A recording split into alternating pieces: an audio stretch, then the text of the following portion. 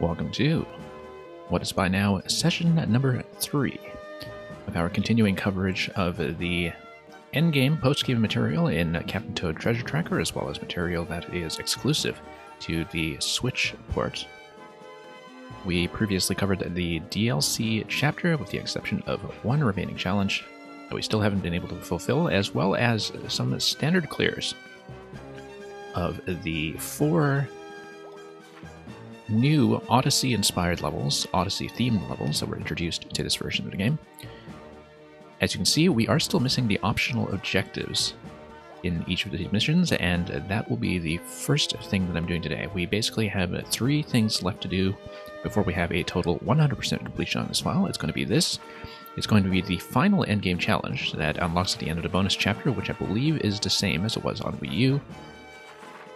And it's going to be the challenge in the special DLC chapter that, after pushing against it for about 2 hours last time, we were still unable to complete to any further than about the 2/3 mark, I think. So, might be a long time in the making by the time we're finished with it, but let's do some treasure hunting first. So here, we did previously collect all of the diamonds in the inverted pyramid level that is based on a Sand Kingdom in Super Mario Odyssey. What we have not done is collect the gold mushroom, which may require a fair bit of searching. I did make some cursory attempts at it last time around and didn't manage to make it happen. Might actually just be this little slot here, in fact. I never managed to get down there. Oh no, that's the passage that you go down when you descend into the depths of the level, I think, so. Right, because eventually you get taken down into depths below, so. Now, the thing about the golden mushroom, which we're looking for, is that it is never visible until you are standing pretty much directly on top of it. Which is when you'll see a glowing golden patch that allows you to pluck it out of the ground. And we don't have that yet. What we will do instead is probably check this location here, actually. I don't know if I'd gone down that way. I think it is just a standard path, though, so. Yeah, because we come down here, and that takes us into the underground cavern. Once again, very similar to the Sand Kingdom originally. Except, of course, well, now to get around the Goomba, now that we've squandered the one turnip throw that I really could have used in my favor. May as well just scrub some of these locations carefully, just to be very thorough about everything. Notice how there is still something kind of in the back there that seems inaccessible, and which we might be able to drop into, like a bullet blaster in the back, sort of on this back side of the level. That actually seems like it might be the location I forgot to check, now that I look at it carefully. And we'll have to think about how we could potentially drop into it. It could have something to do with the pyramid activation that takes this into night mode. That might also just be the end of the level, though. I don't actually remember from last time what the layout actually was. But yeah, we'll think about dropping in on this side, possibly after we activate the central pyramid mechanism. Oh, whoops, I accidentally brought this guy upstairs. That's not what I intended. It's okay, it's just the one objective that we want to fulfill here, so not going to stress about it too much until we get stuck here indefinitely. And yeah, we'll just check all of these locations thoroughly in case there's anything that turnips could break open, or any additional place we could be traversing. This mechanism here, I think I was previously able to enter from the side, but yeah, we'll have to think about that, whether there's anything different we can do with the elevator entry. And anywhere else that we haven't traversed. So I've been up here to this location that I'm pointing to grab Gem 1, which of course we had already collected in the past.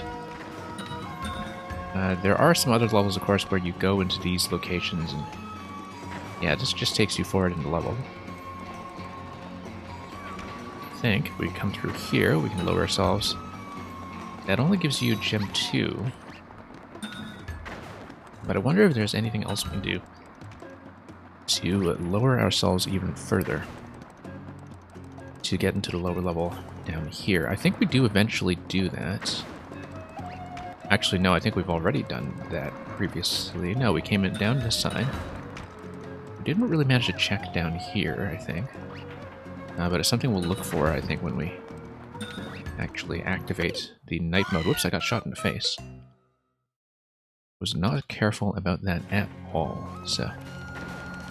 let's keep it in mind as we just try to make our way past all of this once more. Another thing, too, is that I didn't really think about the manipulation of the terrain when it comes to activating the central switch, and whether that could get me anything unique. We don't absolutely have to do this, I think, because we can do a diagonal drop on top of the blasters and skip this lower segment completely if we're trying to save some time for some mysterious reason. Notice, too, that we can actually go lower here. Ah, that might be something. Or not. No, that just drops you into the abyss, actually. I wonder what that's for. Because that little slot here doesn't seem to get me anywhere. Like, I don't know what it's useful for unless there's something like an invisible platform. We'll try to click around for that because the pointer does manage to show you things that are invisible. This is really strange that it allows you to... Oh, it doesn't let you drop out. It's just kind of a lower location that takes you nowhere at all. Probably it allows you to hide from the Goomba. That's its purpose. Anyway, we can go through that way, but... oh, now that I've dropped in here, I do have to go out the standard way. But the thing I was envisioning is that if you just raise yourself up to where you get diamond number 1, you drop down a diagonal here towards the bullet blaster. You should be able to do that. Possibly even by hopping on top of a bullet. And if for some reason you were going for time, you could just skip right over that, so... So, whoops, oh, I'm missing everything here. I am going to scan just the corners of the terrain here, in case that turns out to be a hidden location. The hidden locations for the golden mushrooms in this game are typically placed in places that are not too opaque. Like, you can kind of pay attention to the level and pay attention to a spot that you haven't really touched. So, for example, last time I was looking at this spot that I'm pointing to in particular, that if there's a way to get down there and fall into this location, that looks awfully suspicious as something that you can stand on, but which isn't necessarily easy to get to. And I didn't manage to find a good falling location for that. I think it might have to be coming off the corner of this moving platform here. I don't know if you can actually fall towards that without hitting the pillar. But that might be something worth trying as we head upstairs. And we can try it once. I may have given up on it too easily last time, for all I know. Given that that is, as I said, an awfully suspicious location. Oh no, you can't really fall down towards it without just clicking on top here. But I wonder if coming down, yeah, no, not quite. You'll just fall off directly, so I think this is just going to be an inaccessible part of the artwork. So yeah, this is what I was attempting to do, like fall on top of the bullets. Whoop, no, bad idea. Okay, fine, we'll do it the long way. Not really that long a way, it's actually fairly straightforward. Anyway, let's go back to the standard path, and whoops, get shot in the face.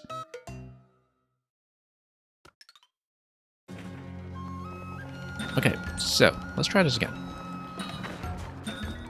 We know how a lot of this is going to go at this point. Yeah, just gonna let the bullets lower themselves. Down here. And back up, we have checked all those locations.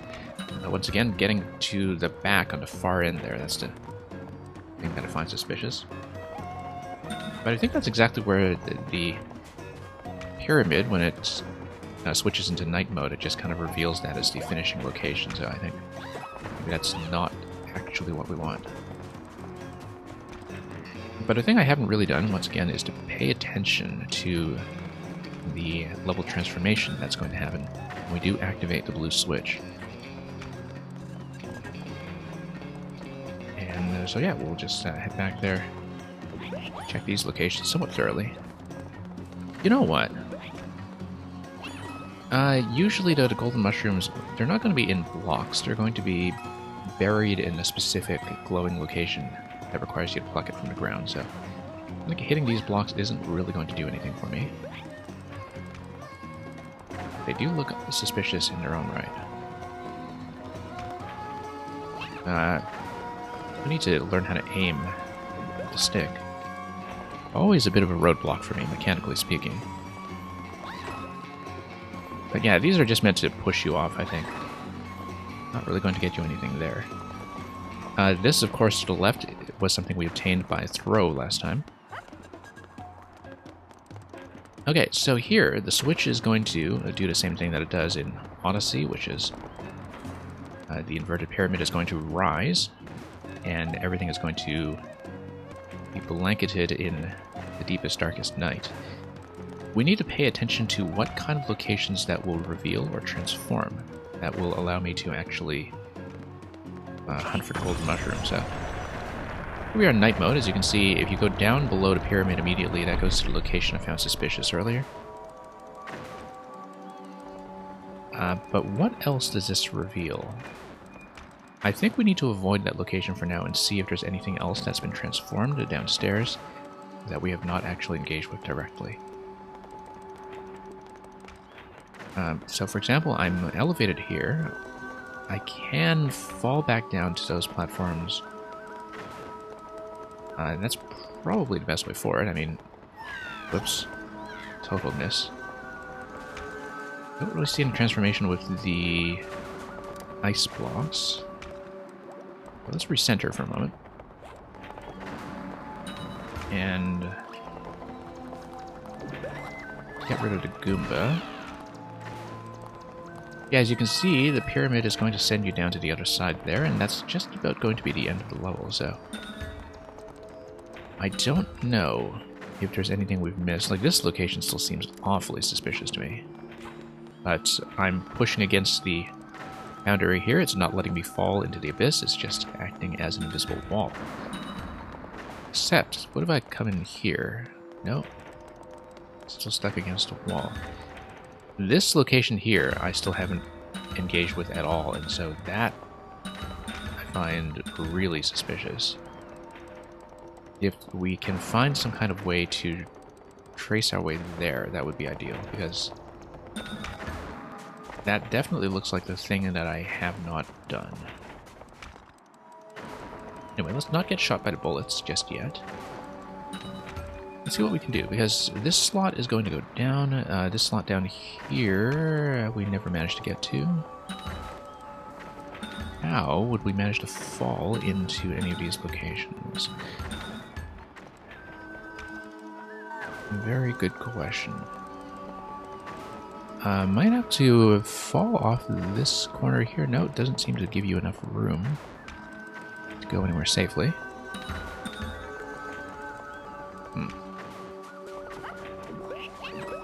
Well, let's go down and close it out so we can just scout ahead, perhaps. Unless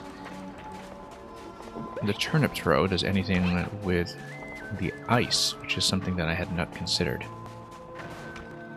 That's one thing I had not tried at all, in fact. Let's see if we can grab another turnip from a different location and see if the ice can actually be manipulated. Because it's true that that's one thing I had not even looked at, was whether they will break open or be subject to any other interactions like that. So, let's let everything come down, first of all, and yeah, no more turnips down here. I do need to get back into a location that will allow me to pluck and throw, so just a moment while we traverse the level again and see if we can do that. Yeah, this really just allows you to dodge the bullets.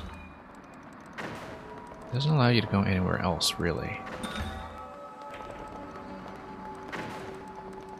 So, let's move on up here. Press up. And see if anything reveals itself. So, here's the plan. I'm going to go down and see if we can break the ice.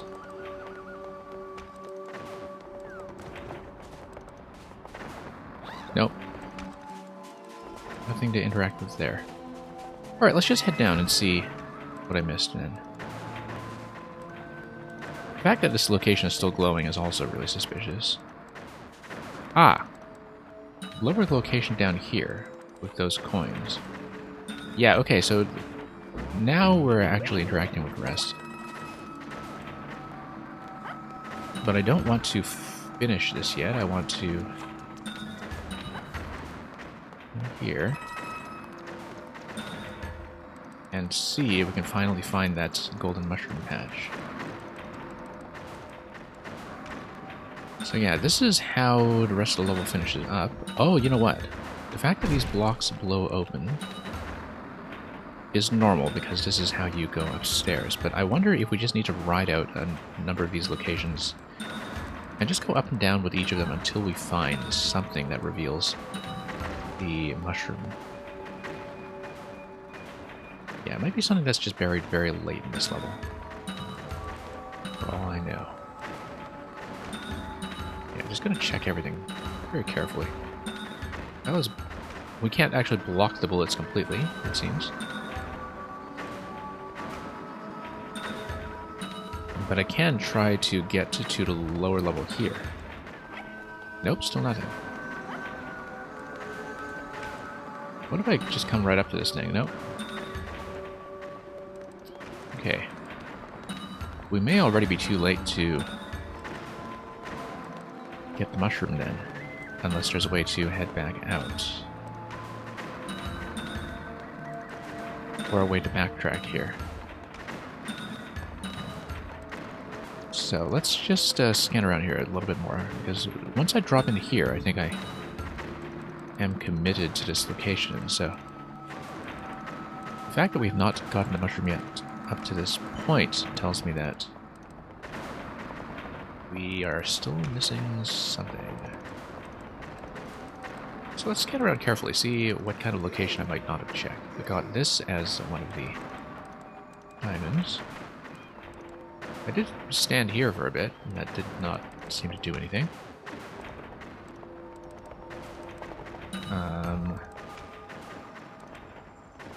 You know, this location... oh no, that's just what we exited previously. And we were on that side of the level. Yeah, I don't really see it. Let's look around to see if there were any other level transformations that may have occurred when this opened up and swapped into night mode. Because currently, I'm not detecting what it could be.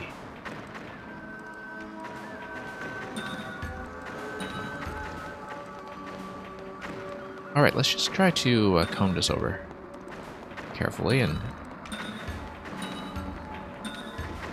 see if there's perhaps anything else that can be done. Because yeah, this is just going to be the finish unless we have anywhere else to go, which I can't see.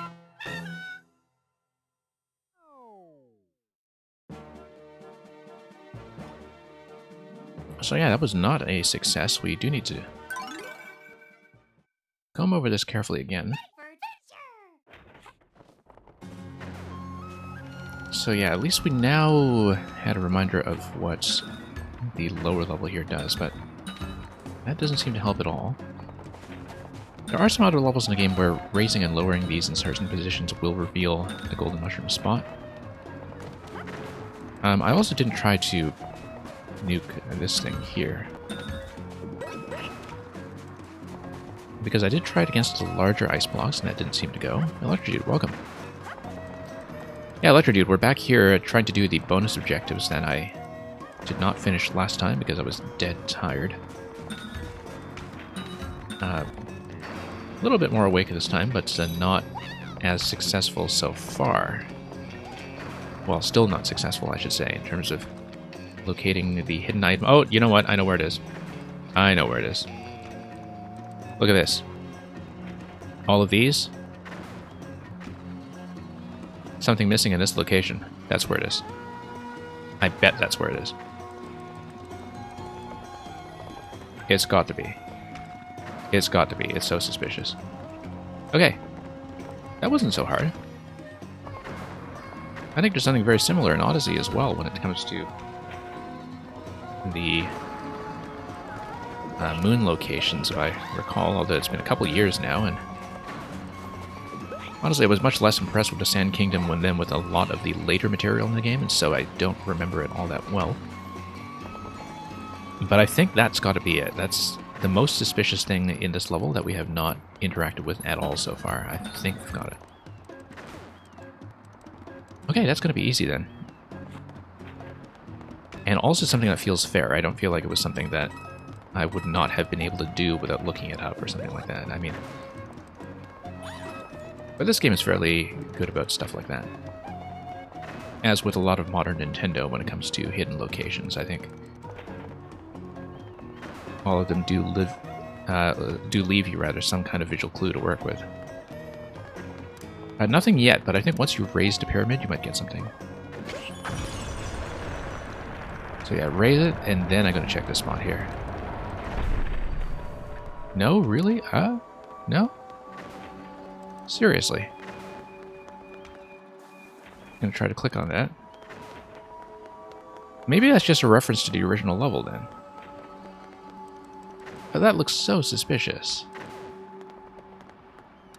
Turn off the headlamp, maybe? I don't know. I was so confident that would be the answer. And... yeah, notice these little lips here that allow you to go up. Yeah, I guess you might need to stand on top of that location, and to do so, you'd have to go up. But the only places to do that are here and here. Oh, whoops. Okay. Back to square one, then. We didn't get the solution after all. Now I really don't know what it could be. Except, of course, I wanted to check this guy over here with a turnip.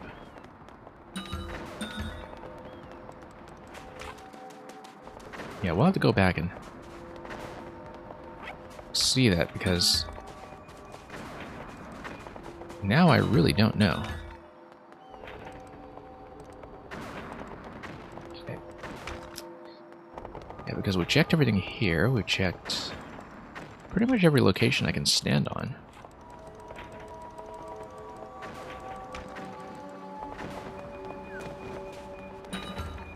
I mean, I don't know if there would be any state changes from the night mode that affect earlier content in the game.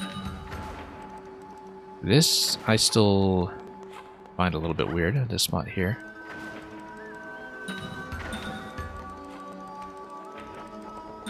But yeah, I think that's pretty much just a Goomba dodging location. It might not be anything besides that.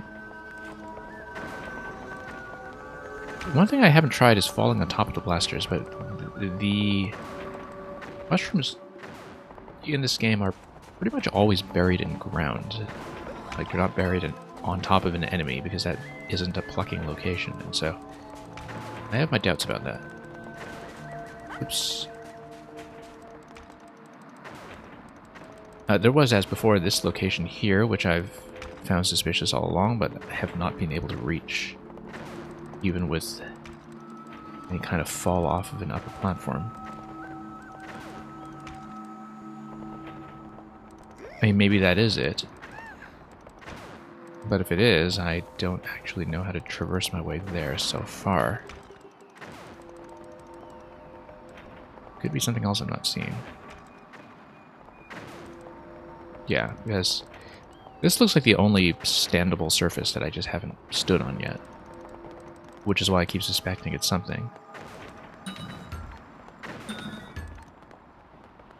But yeah, we'll have to ride this out and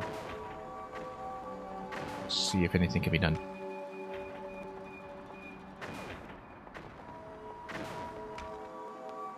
Yeah, just looking at this and thinking here, because this was a disappointment. That slot.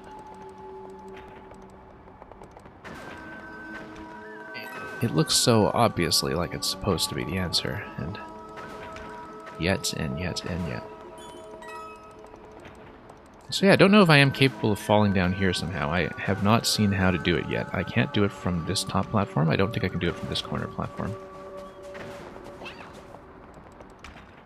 And yeah, not really within range to see what's going on there either.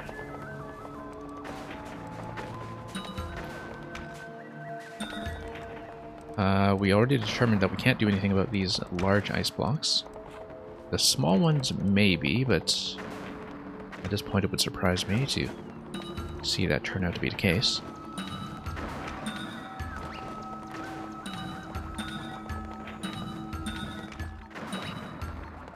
Okay, let's just move that guy up if I can. I just want to get him out of the way. I guess he's just going to stick around. Okay, let's move over here. We have checked this a few times. That's nothing. Yeah, checked everything here. Nope, still nothing.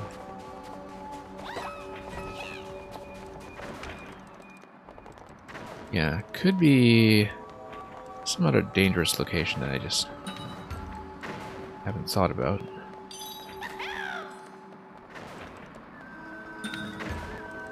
Still no real sign. Whoops, got shot in the face.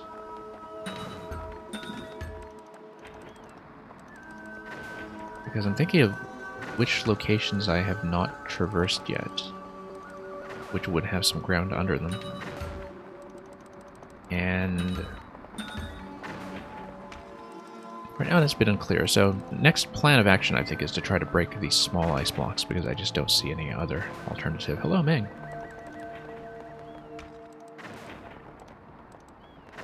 And okay, so let's see if we can go back there and do anything with this block. Because yeah, at this point I think I've checked all of these guys. You can click them remotely, which is something I often forget. So, is there anything here if I try to break this open? Now let's aim properly. Nope. Nothing.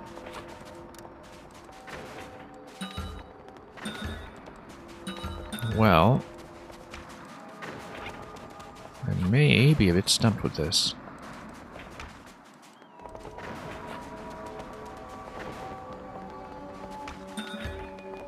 I mean, I could see if maybe I can throw something at the slot here, but I don't know. I think it's probably just a tribute to the original artwork, the more I look at it. Unless there's a way to actually stand on top of that. I mean, I can't go up on that ledge directly. I don't think. But I wonder if I take a turnip, if I can actually blow up one of these and create a passage that allows me to walk over to this location. Like, come up here, throw something here, destroy this, and walk. That's the only thing I can think of right now.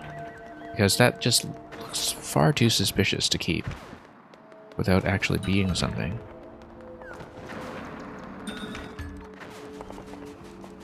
So let's see if we can go back and get the turnip. That's the other thing, is that having a turnip that is infinitely refreshable seems to serve, well, a couple of purposes. There's the purpose of hitting the diamond over there. But yeah, I wonder if any of these are destructible. It doesn't really look like they're interactable, though, from what I've seen. Anyway, let's loop back around this and see if any other insight presents itself. Oh, you actually respawn at a checkpoint. I didn't realize that. Yeah, normally, even if you stand at this close location, though, you would be close enough to pluck whatever's located there, so maybe we're not going about this the right way. And also, sometimes the fact that you refresh at a midpoint doesn't tell you anything about whether the bonus item must be accessed before that.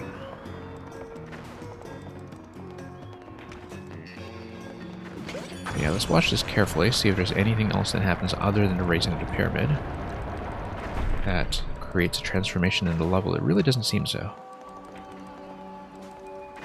But let's try to drop back down and see if anything goes a bit better.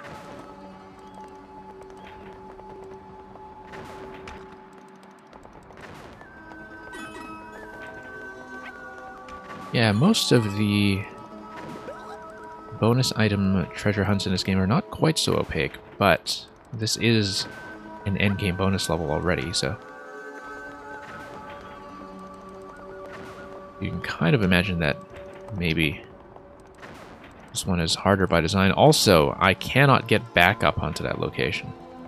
Ah, okay, so I can't actually go up there with the turnip ever, because I'd have to do it before this gets raised. Otherwise, once you pull the switch, you are no longer able to carry a turnip anyway, because you need to use your hands to pull the switch. And so the only way to get a turnip on top is to do so while you are still in day mode. And so at the moment, I still don't know if any of these are in fact destructible. But we will have to probably restart the level and see. And actually, that's not even a full restart. But that's okay, because we can just go back immediately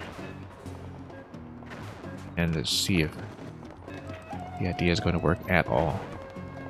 I really don't think so. I feel like the artwork here would respond to other forms of interaction if you could actually do anything with it. I still feel like the best remaining candidate is that slot I was pointing out earlier. Anyway, let's try to destroy one of these perhaps. And nope. Wonder if I can run to diagonal. Nope. Maybe it's not the spot. Yeah, maybe that's just going to be a reference to the original game, and we just have the wrong idea. Okay, let's pull this and go to the lower level in case there's anything I've missed there.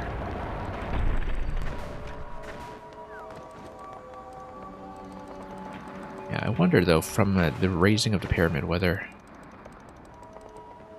there's any location that was suddenly being revealed at the new height.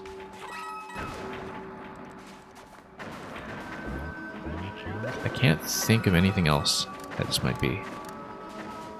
Like, there's this glowing spot here that's so conspicuous, but no real way to interact with it. Whoops. Shot once again.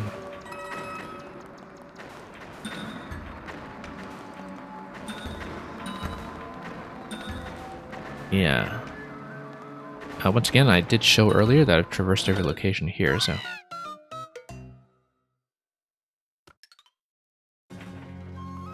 Still don't see it.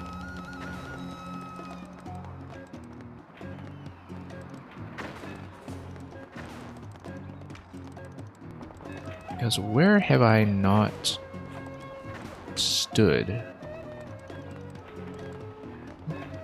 Like, we need some kind of standing location. One thing I can do is pull this and just do the circuit again to see if there's anything that might have been revealed.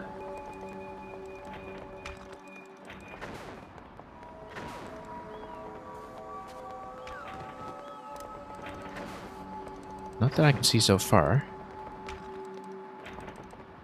Possibly, now that the pyramid has been released from that central location, we need to kind of loop around the hole where you drop in. And take a look at some of the terrain that has been revealed right around the rim. Like, we'll just walk around the rim. Nope, still no.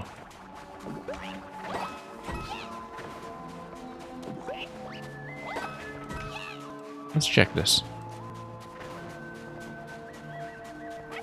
Yeah. Not quite. We're still missing something.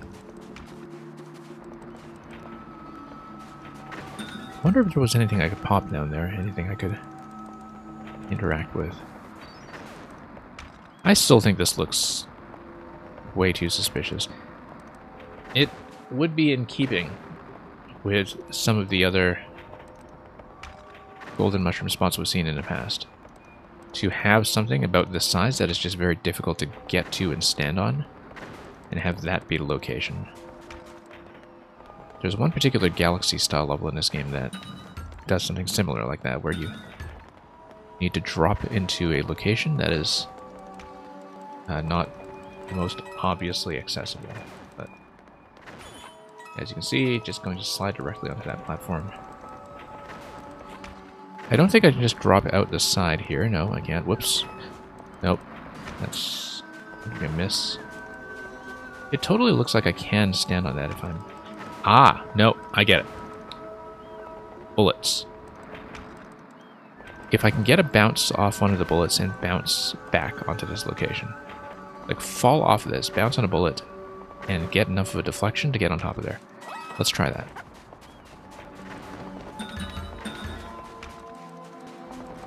If so, that's pretty well hidden, but of course this is a post-game challenge, so who knows what it's capable of. But yeah, we'll absolutely try that. Seems like I'll need to be quite precise. I don't know if I can actually get enough bounce height off of the bullet to do that. But I think it's the thing that is most worth trying at this point. Just, like, drop in, pop the bullet, and push back out into that location, so... Nope, not quite. Not high enough. And unfortunately, in this game, you don't get a high bounce by holding the jump button, because you just can't jump. Alright, well, that was an idea.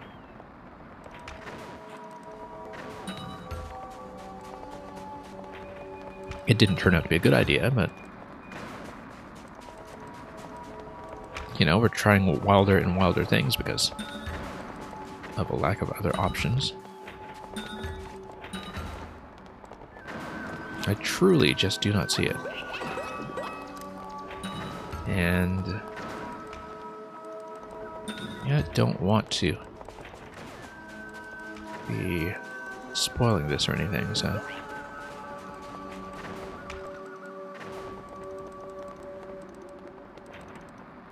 yeah, I wonder if there's something else I can do here. Like I said earlier, one thing I have not considered so far is dropping on top of the blasters themselves.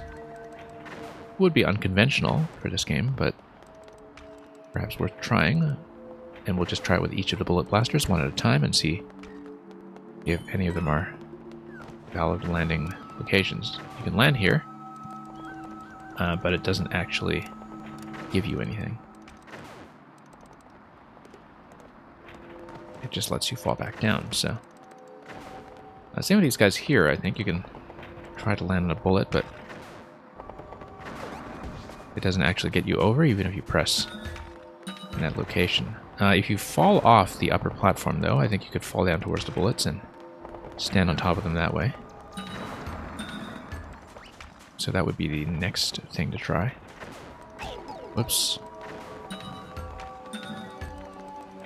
So yeah, let's just go back and see if the situation improves. Oops.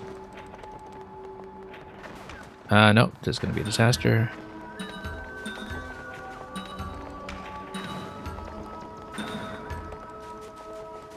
Yeah, at this point I don't know what I haven't checked.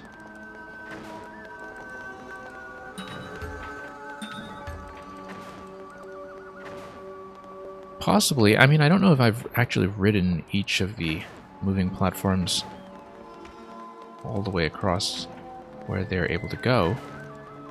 Like if I just ride this a little further, I wonder if it makes a difference. No, it seems not. And seems not. Yeah, this location here is still not going to be it.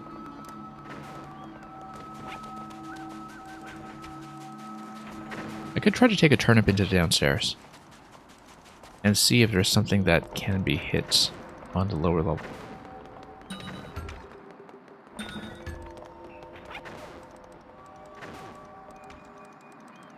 And yeah, I just can't see where it could be.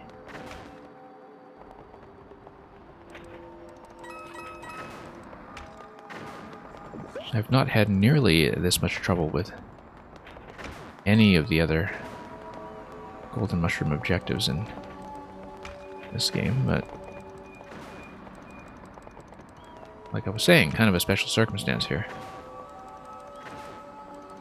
Wonder if there might be a specific target that I want to hit the turnip as well. Let's take it down. Let's scan the walls as well, see if there's anything I've neglected. Anything I could hit? Nope, seems not.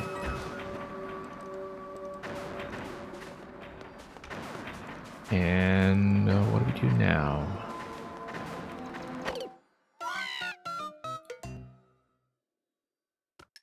Yeah. I mean, it might just be a case of tunnel vision where I have to step away from this and come back to it. But we already did step away from it after the last session, so...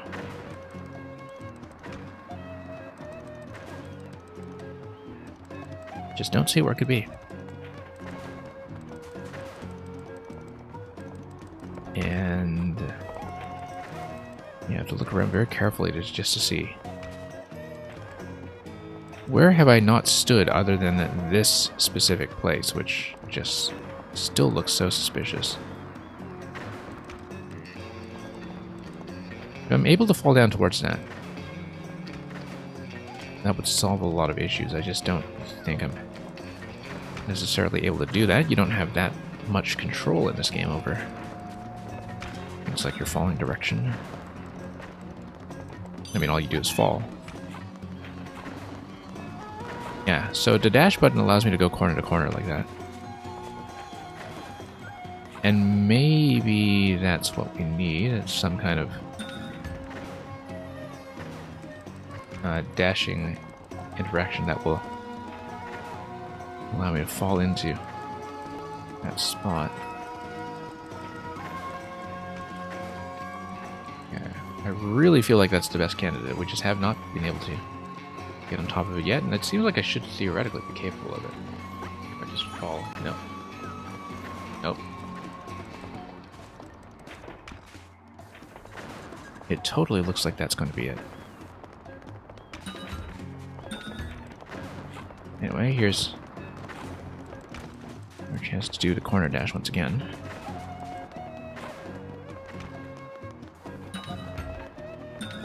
And yeah, it would not be beyond this game to be doing something very execution-based like that. Whoops. Timing's totally off, of course.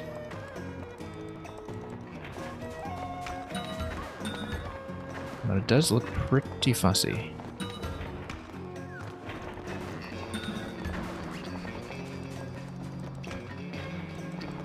But yeah, not unprecedented. Definitely a bit weird.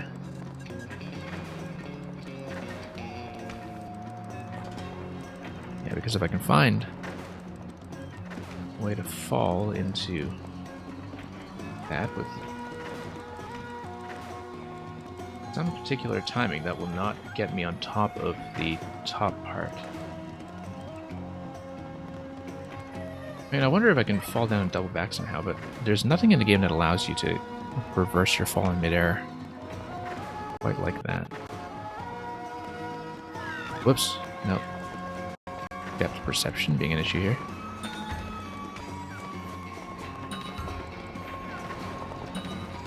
Yeah, I would like to try that out because, you know, this is one theory that has not been debunked after having tried a bit of everything else.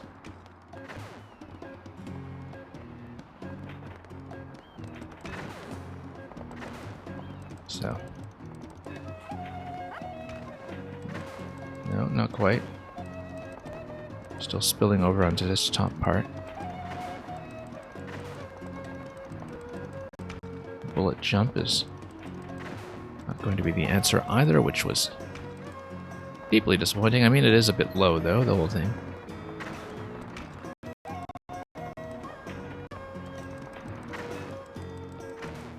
Yeah, if I can get a bit of a running start.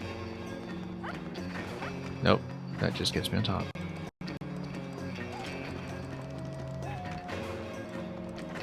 It does seem kind of strangely challenging if this is going to be the destination we want. It's a bit unusual in that no other falling interaction we've done in this game has been quite as challenging to execute, so I really do need to think about this one. Because, yeah, I just don't really know. No, we're just gonna stare at this for a moment, just twirl the camera.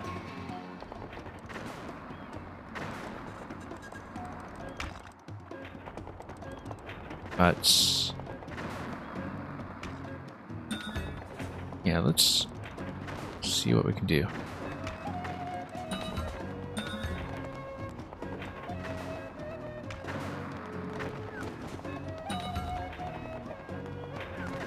Is there anything that we failed to interact with down here? Just a tip over here.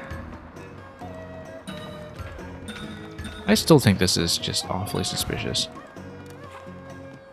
But we're in a location where I can't see, say, a glowing spot or anything to work with.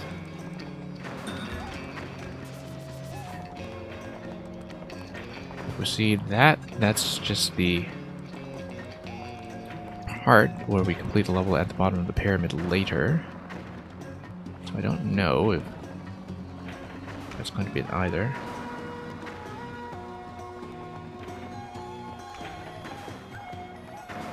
And yeah, I just don't know. This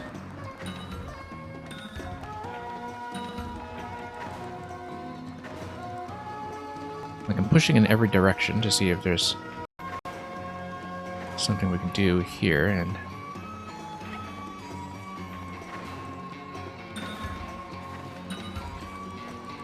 it's one of the most likely remaining candidates, I think, but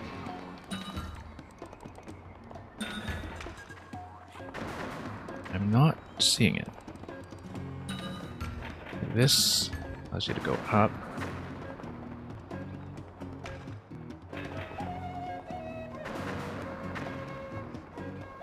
And yeah, I mean, this still... Oh, wait. Oh, wow, it was actually here all along. Okay, okay. I thought it was pushing against a wall. Oh, I see. Okay, so this was one of the first things I suspected, and I somehow didn't manage to push into this wall. Like, I was pushing around here the whole time and trying to push...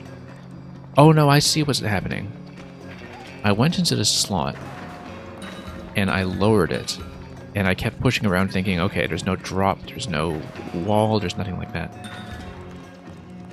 What I didn't try was just going through here directly. and which I actually could have seen, I think, from, well, I don't know if I could have seen it. That's a difficult angle to work with. But this actually is the answer, I think. Yeah, look at this.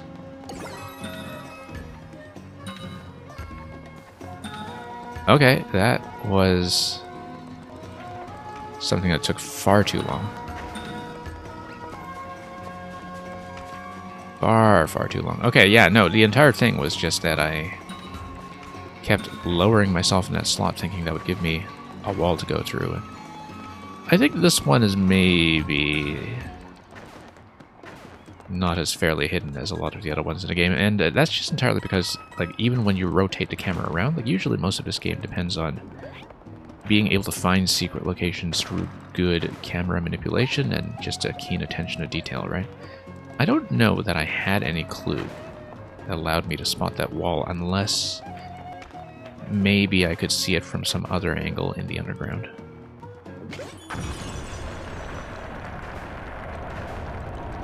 Anyway, I'll be very glad to be done with this one. That took way too long, and I do find some of the item hunts in this game to be not the golden mushrooms necessarily, but there's something else I'm thinking of in this game. When it comes to secret locations, that is a little bit fussy. Not quite as satisfying to deal with as some of the other material. Anyway, I'm glad to get that out of the way after far too long, which has been wandering that all day. Yeah, there's a few things in this game like that, I think, where you are kind of plugging away at specific locations, and usually, as I said, it's totally fair, but that time I don't know that I could have necessarily seen that if I didn't just accidentally push against that wall. Anyway, let's do some shooting. Unfortunately, this level that we're about to see also reveals one of the weaknesses of this port, which is that even though you have motion controls for everything with the pointer, for some mysterious reason, you don't have motion controls when aiming at the minecart. And this makes it extremely difficult for me, because stick aiming is something that I've never really been able to do well in video games. And so, given that we need to be fairly accurate about all this to kill everything and get up to 320 coins, I think this might also take me a while to sort out. Whoop. Okay, so managed to get that. That doesn't give me any coins, so these guys, however, do, and I think I will need to pelt all of them to have much of a chance, as well as all the coins up here. And yeah, that's going to take those out, and then we want to shoot the coins immediately. It was something I really had trouble with the last time through here, being able to give myself enough time to shoot each of those piles. 147 at this mark. We want to grab this whole pile if we can. And as well as those coins that are in the back over there, which get to 67. I feel like I'm nowhere close. 320. Oh, no, we made it. Made it. One shot it. Excellent. Good, because I didn't want to struggle with this for too long. Anyway, let's do the fancy third-person view. No Tyrannosaurs yet in this adventure. Lovely music, though. I always loved the soundtrack to the Cascade Kingdom. Just one of those soaring orchestral themes that felt like it was a continuation of some of the style that we saw in the Galaxy games. Okay, that makes up for the fiasco of the first level. Now this one's going to be tricky because of all the Hammer Brothers. Because it's going to be hammers and creepers in this one. And we barely defeated any of them the last time I saw this. Nice view of the city, though.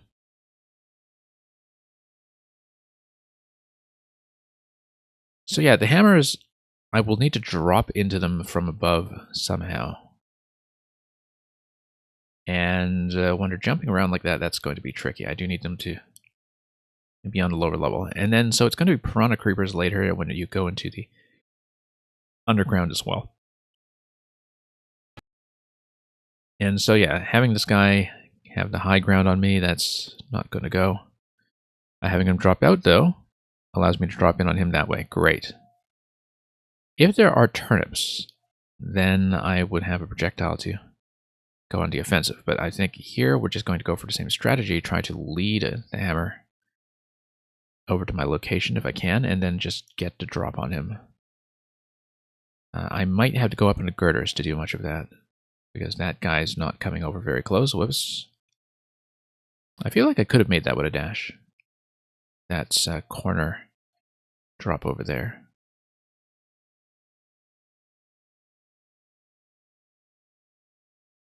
So yeah, still thinking about that fiasco of the Sand Kingdom level and what happened there, because I think I do, when I think about how I play things like puzzles, for instance, have this habit of overlooking things if I mentally think of them as having already been tried. Okay, yeah, a dash will get me up here. Then I drop in. Whoops, took a hit there, but we did get him. And so I should be able to get a mushroom refresh at some point, but the thing we'll do first is just enter the town hall and... no, that's not a mushroom, that's just a gem here. Love how Toadette is kind of taking the role of Pauline in this particular production. Also, that reminds me, I just looked over and I see that my audio has died, which is awful for this level because the Metro Kingdom is fantastic. I hope it didn't cut too much of the music in Cascade, because I was talking about what a wonderful score it has. One moment.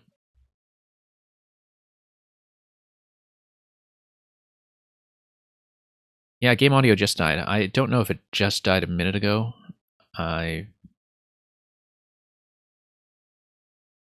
was just saying, of course, that I hope that we got to listen to the music from the Cascade Kingdom. Okay, here we go. I'm glad I looked over to check this, because the thing that reminded me of the audio was just Toadette doing this here, acting as Pauline. Also, this is something I didn't notice last time around, that if Toad gets on stage, even in his damaged form here, he actually has a little bit of a dance. I never noticed this. And you can manipulate his headlamp while you're at it. And twirl all of these guys. Except for the sleeping one. The sleeping one's just going to snore.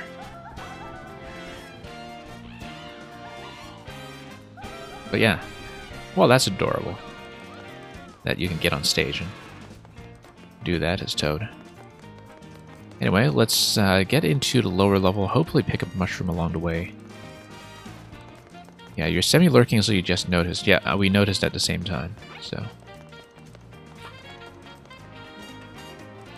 Glad we fixed that up fairly quickly. Although I don't know how long it had been the case. I mean, that's part of the issue when I have streams with fewer viewers than usual. That people don't call me out on that as quickly. Yeah, really that audio bug has come back with a vengeance lately after having left me alone for a while. We've been doing so well. And now everything is choking again. Hey, going to lower that shortcut. Now this is going to give me access to the sewers. Let's see, there's a mushroom. Excellent.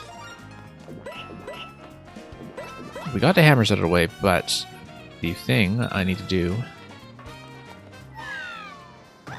is kill the creepers. I think this is how we'll do it. When we activate the power station here in New Dong City, it's going to manipulate some of the moving platforms. When moving platforms are activated, I think that's what's going to give me the room to actually drop on top of the creepers. So for example, this guy is going to come this far, right? I think we ride this platform up and then drop on top of him. Eventually. Need to get past him first. Unless there are turnips, but I don't think there are, because I would have defeated him last time if so. This guy, I think we'd have to defeat by falling on top of him from the upper position there. The click only retracts them, it doesn't do anything else.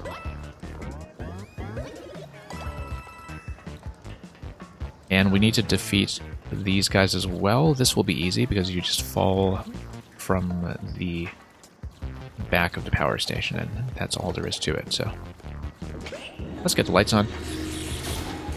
Come back here. And just drop in on all 4 of these, and then... Okay, so this was not as bad as I imagined, given that the hammers actually went down much easier than I thought they would. Given that my last time through this level, I was just sort of trying to dodge them and not get hit. But here we can see a very clear position for everything we need to do, so... And of course, the last time I played this level, I didn't know that the bonus condition was to kill everything, and so I just wouldn't have known to do this. Okay, 1 down. Nope. Guess we're redoing the whole thing, apparently. Apparently Dream actually admitted he cheated. I don't know what game you're talking about. The only Dream that I know is actually a Korean StarCraft player, and I didn't think he was somebody who was accused of cheating. I don't actually know Dream is still active. In fact, he's kind of a lesser-known player. So I am not sure which game you're talking about, because I would imagine that Dream is a handle that's used by players in multiple competitive scenes. Unless there's something really obvious that I don't know about. So yeah, Electro Dude, let me know about that, because I don't think I actually know which game or cheating incident you mean.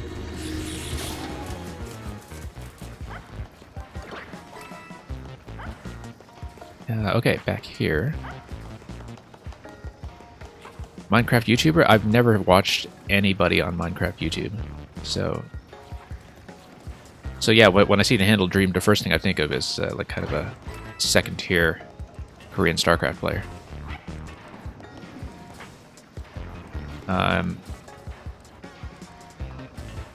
So no, I actually have no idea who that is. But and that's just one of the ways, I guess, in which I'm out of touch with youth culture or certain elements of the Twitch scene for sure. Okay, now we can rotate safely from the outside. Sort of. Took a hit there, but yeah, I probably should have clicked this guy in fact, if I was going to do that.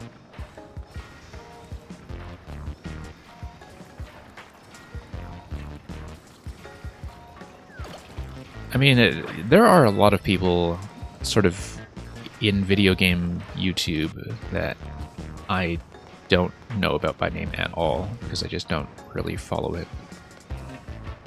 Like, you don't want to know how long it took me to actually hear about, I don't know, PewDiePie or whoever for the first time. I've actually never watched anything by him either. I just know he's been on top of the YouTube charts for ages and is filthy rich. But, you know, there are people for whom, like, he is the biggest generational celebrity they can think of. And statistics would sort of back that up, that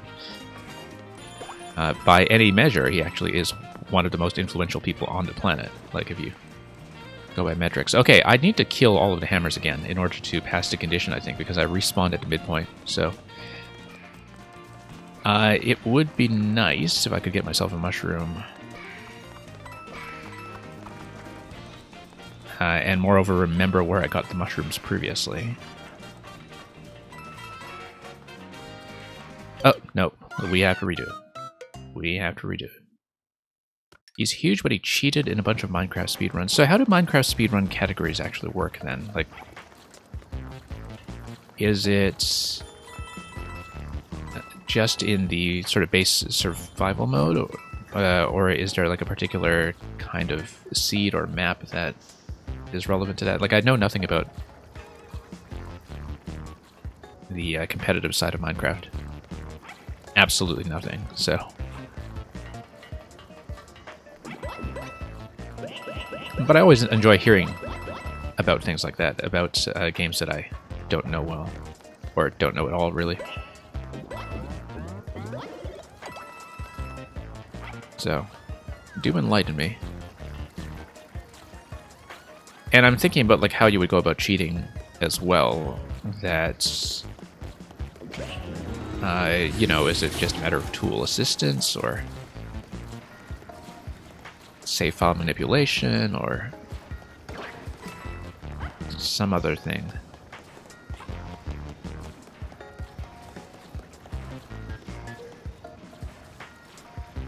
But yeah, I didn't know this was an incident. I think something that people don't realize is that major esports and other competitive scenes are actually pretty isolated from each other. That people who are like really huge in one scene are just totally unknown to the others. Like, you'll see people say from time to time that, okay, if you're sort of interested in developing competitive scenes for games on a whole and really interested in esports, you should kind of take an interest in everything and kind of support everything, because the idea is that you know, what's the idiom about things sort of a high tide lifting all boats? I've never really agreed with that. I don't think that in reality that turns out to be the case, because some games are just so completely different from each other. And I know because I kind of lived through the sort of crisis point in the early 2010s of League of Legends kind of absorbing all of the viewer numbers from StarCraft, which I was following very closely at the time. And a lot of the tensions that were coming out of that. And the thing is, most of the people who were trying to tell you to just and be supportive of all esports were people who had a financial interest in working in that industry themselves, including the people who are now in executive positions at Twitch.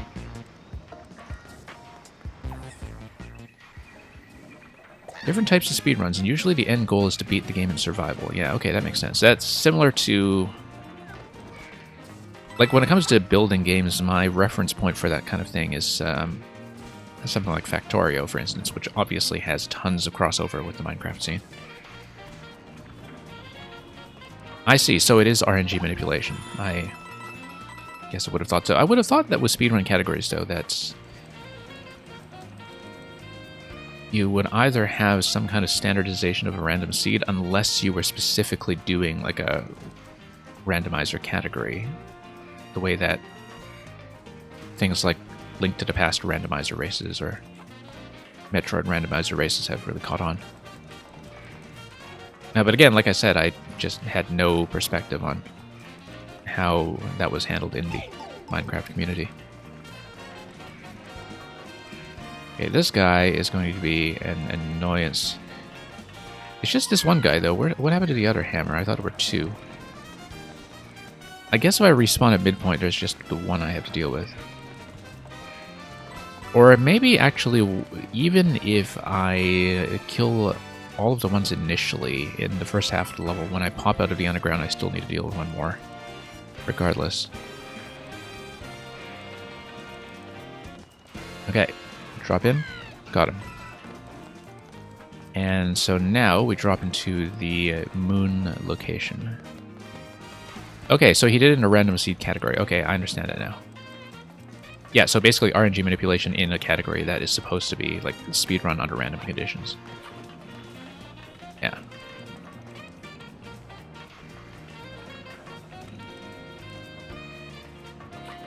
Okay, that's in a language I understand.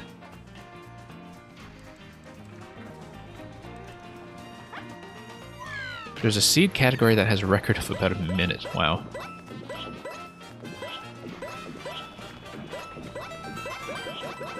Yeah. There have been very few games. I mean, I'm not really a speed player, right? So there have been very few games where I've ever really kind of climbed leaderboards.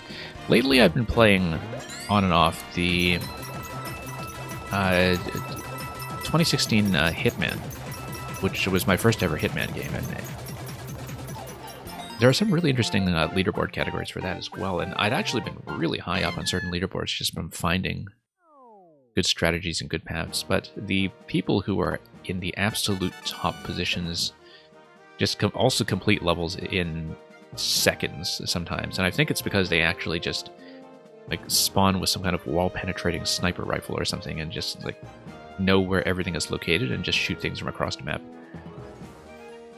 And there's just no beating that unless you know exactly what the method is. So as with things like the ninja levels in Mario Maker, I'm always happy to just do decently on a leaderboard if I'm finding my own path and feel rewarded for being clever about finding my own route.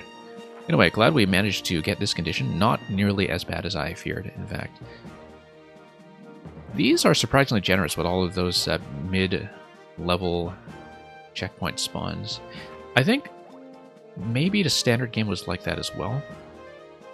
But I just never noticed because you die so little.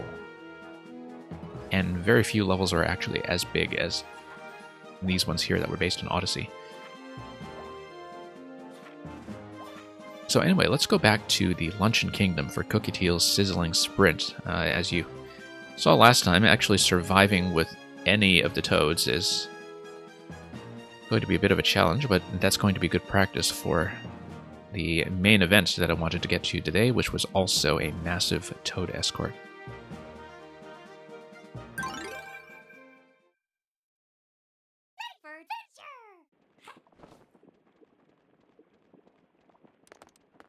But,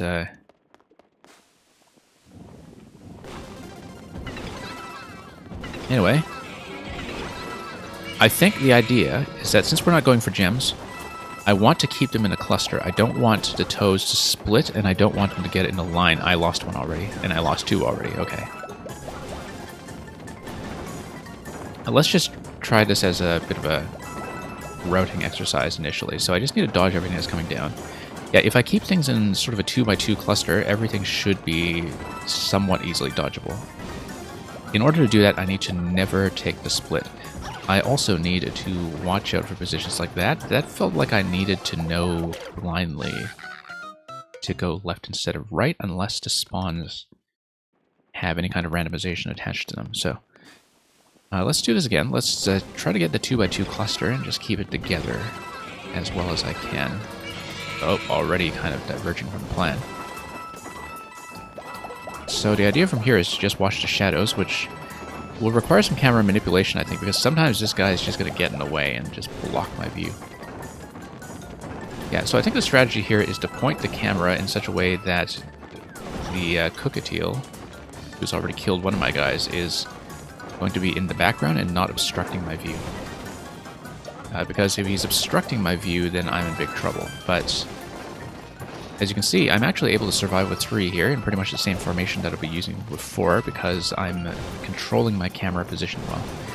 I'm actually finding this a very satisfying challenge now because you can make it easier with better strategy, which is something I always like about things like this that are a bit more technically oriented. So I'm able to survive with 3. Let's just do the same thing with 4 and not just drop one guy off a cliff.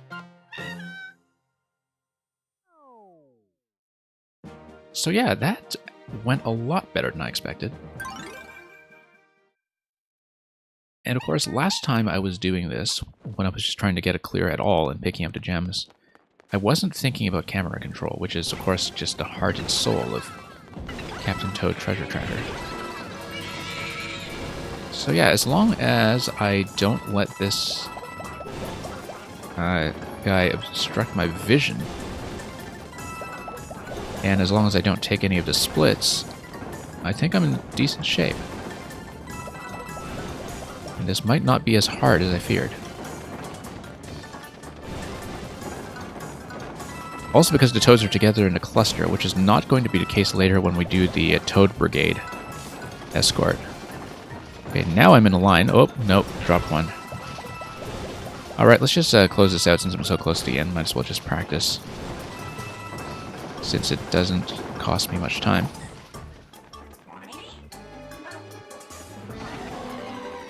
So yeah, no, I think this is actually pretty approachable. Unbelievable that the bulk of the stream so far was just taken up by that golden mushroom hunt early on. Because this stuff, all very doable, actually.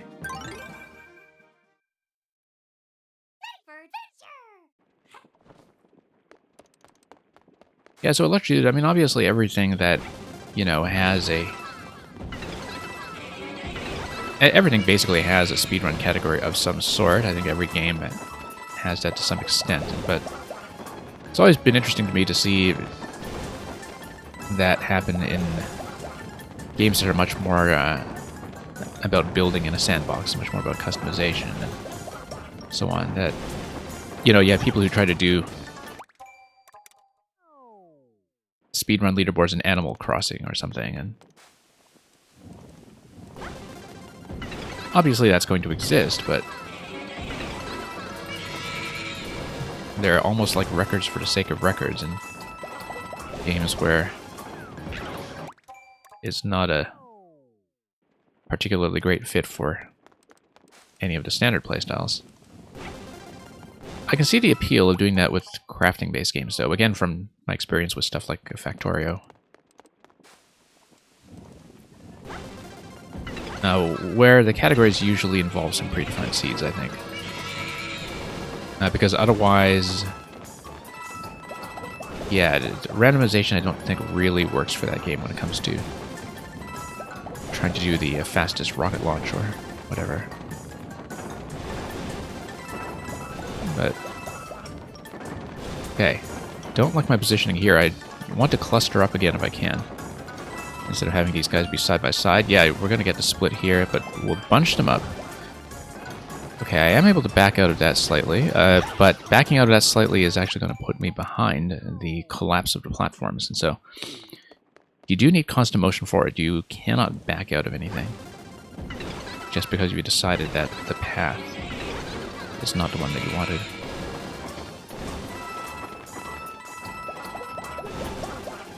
Okay, let's mind the camera again, and yeah, once again, swerved a little bit too much, and now I'm being chased pretty hard by the collapse.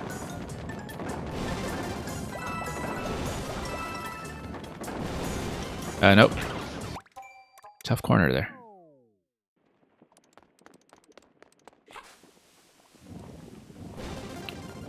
Now, I'm pretty much propelled by the dash panels everywhere in this level, which means that I think the dash button is never really going to make a difference, so should just keep my right thumb on the camera stick and just try to reduce obstructions whenever I can. But also find opportunities to bunch toads together in a cluster again, because if they're in a line like this, I'm in potentially pretty big trouble. Yeah. That's okay. It seemed like we had really good attempts to start, and that now these ones have not gone as well. Often because I'm no longer in the cluster position, the formation that I am hoping for. Yeah, that one toad who's just going to be a bit of a straggler here. And just make everyone else feel like toad number 4 is just going to be carried.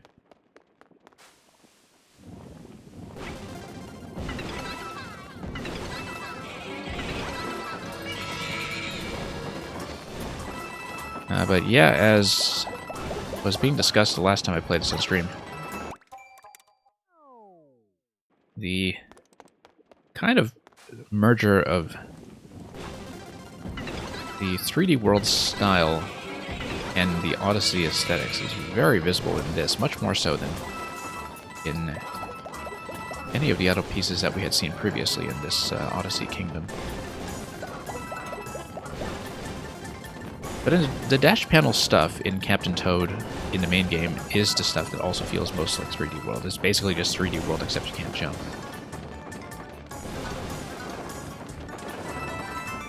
And I remember always being surprised at just how much stuff in Captain Toad was much more platforming style gameplay rather than puzzles. Yeah, this is already a split, so let's punch everything up. No, the maneuver didn't work. We lost a Toad on the end. So yeah, definitely some tough corners later on when your stack begins to fall apart. We just need the stack to not fall apart. I think that's just what there is to it. So when you're turning the corners that things get a little bit wild in terms of certain Toads being pushed behind or losing their intended position. But yeah, a nice tight squarish cluster is pretty much going to be the best way forward. Yeah, and certain locations are not going to be great for that. Oh, nope, keep forgetting that I should go left there. That specific spot really feels blind sometimes when I'm going for this challenge, because by the time I see it when coming, I'm already kind of committed to one path, and there's no way to back out and choose the other one, so that location feels a little bit weird relative to the rest of the level, which has been playing fairly well with me. I mean, it's been good in terms of fairness and visibility. Because, of course, as with so much of this game, visibility is something that is just under your control as long as you're good about the camera. Oh, nope, got them into a line again. That was going to be usually disastrous, but maybe a linear formation is not too bad at the end if we know how to assemble that deliberately.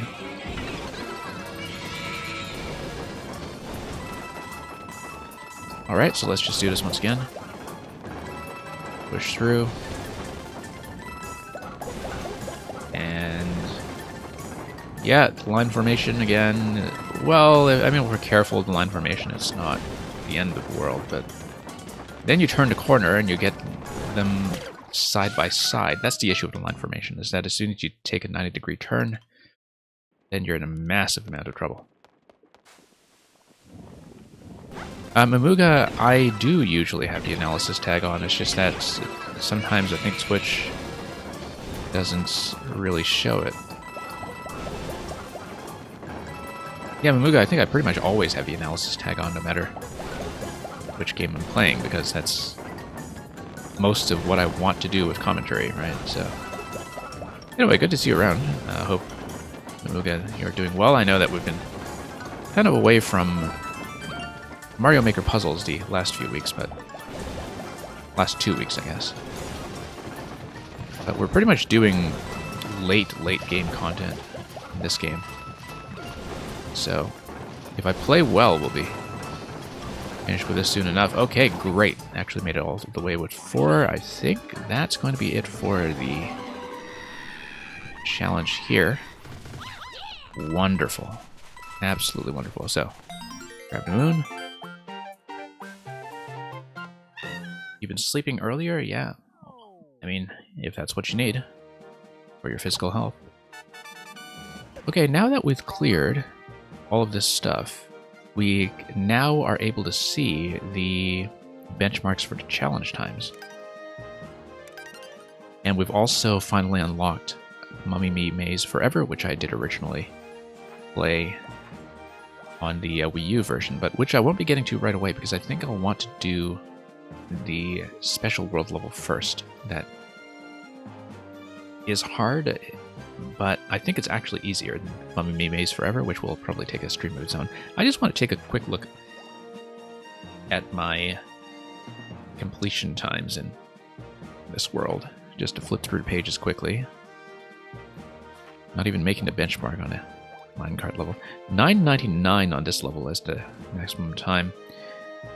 Yeah, I guess even my previous clear on this, without the optional objective, took quite a while in terms of just wandering around a whole level, resetting at the midpoint checkpoint, I guess, which continues to add to your clock the way it does in Mario Maker, I would think.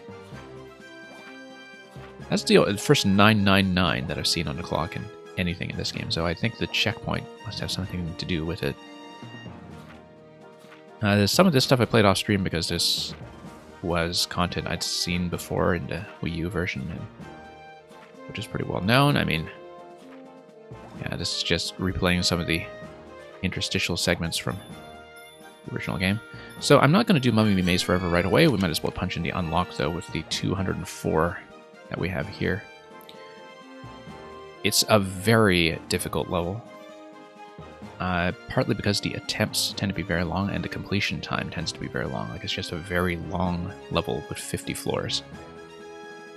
Basically a whole game within the game. So I want to close the book on this one first and save Mummy Me Maze Forever for last. So what we'll do instead is go back to the challenge that I've been spending some time on in the previous stream, which is this one. This one is only 30 floors. The standard clear was actually really easy, and I did it in one shot. The optional objective is significantly harder, and I think my personal best from the last stream was getting to level 19 out of 30. And that's where you pick up each of the members of the Toad Brigade at levels 10, 15, and 20, I think, and have to survive with all of them, which, as you will see, is much easier said than done. So I just bashed my head against this last time on stream. And I was also quite tired, so I think it just didn't go well. This time, we'll just have to see if it goes any better. So yeah, no need to fuss about coins or power-ups or anything like that. We just want to go directly for the exits.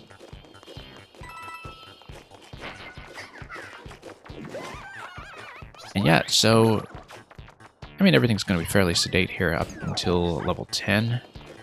Level 10 is when the escort begins, and that's when things begin diverging. Now, taking tight corners like that is not really going to be feasible once I'm escorting all four. I do need to get into the habit of doing nice wide arcs.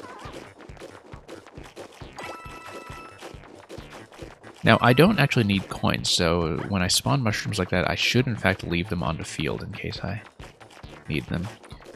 Because I can imagine circumstances where I actually want Captain Toad to just run directly into the Mummy Me to despawn it temporarily in order to keep the other members of the brigade alive. Like, the idea would be that under certain circumstances, I actually want the leader to be tanking damage.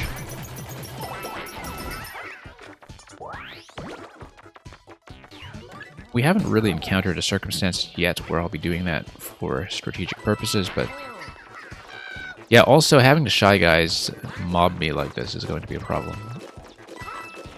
I don't know if they actually show up in the later levels, though. I don't think they do, from what I can remember, so... because the Shy Guys are a massive problem for spacing, as you can see here.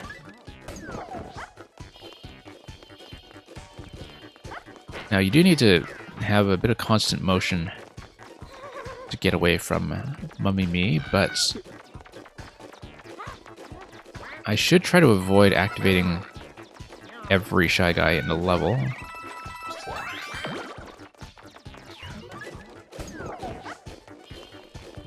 And yeah, just need to watch some of the patterns here to see if anybody's going to come across to this side. That guy is. Yeah, as you can see, we're just going to circle around to avoid any Shy Guy activations. Just going to move around here until... Oops. That's okay, level 9 is fine. There's a mushroom anyway. Because every 5 levels you will get a mushroom anyway to keep things going. And... okay, that's fine. That's great.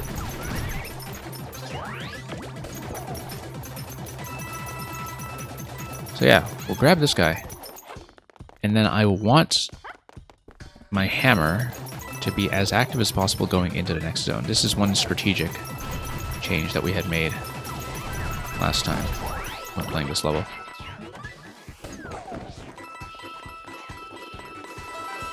So now we just try to survive until level 15. Magic Koopas I don't think I actually had too much of a problem with last time.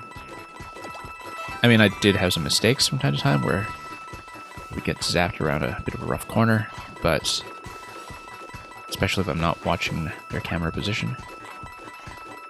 But for the most part, I'm not nearly as concerned about them as I am with the flying enemies that show up in the next set of 5. So yeah, I need to pull ahead of Mummy Me sometimes in order to keep everything alive. Okay, glad I got that guy right away. And also dodge those projectiles. I cannot just double back like that. I only got away with that because... Oh, no. He got zapped. Let's practice anyway. I mean, I will be resetting after most of my runs, but when I make a mistake like that, but I need to learn this part a lot better than I have. Because this has been the most difficult roadblock so far, is with these flying enemies. Red Dungeon, welcome. Top of the morning to you as well. Yeah, Red Dungeon, hope the motorcycling has been going well. It was really kind of nice to witness your part of the countryside when you were running that a few days ago. Anyway, this run is already a disaster. We'll just restart this one. Given that we are very far from actually hitting the victory condition. Whoa. Wow. Already a huge mistake, but that's okay. We've got a pretty decent buffer for mistakes until we really get started at around level 10.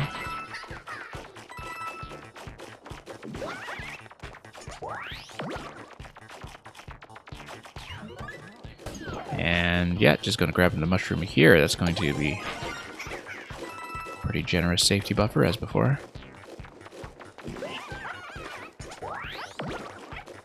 So yeah, it was a Magic Koopa death that really ended the run last time, which is a bit earlier than I hoped for, but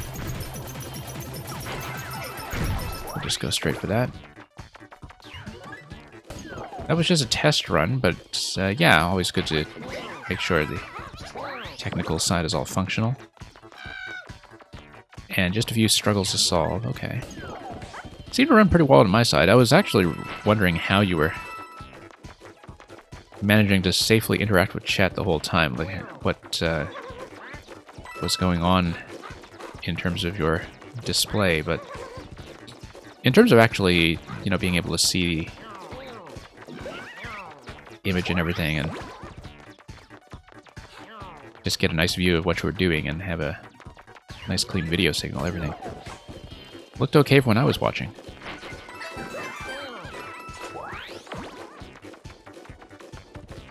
But yeah, I rarely ever watch any sort of non-video game content on Twitch, but it's always kind of nice to, well, I mean, other than some music streams, I guess. I have been getting into watching some really good piano players lately, but you know, when it comes to watching this sort of outdoor content, it's actually kind of nice to see people do that if you already have a context for who they are, I think.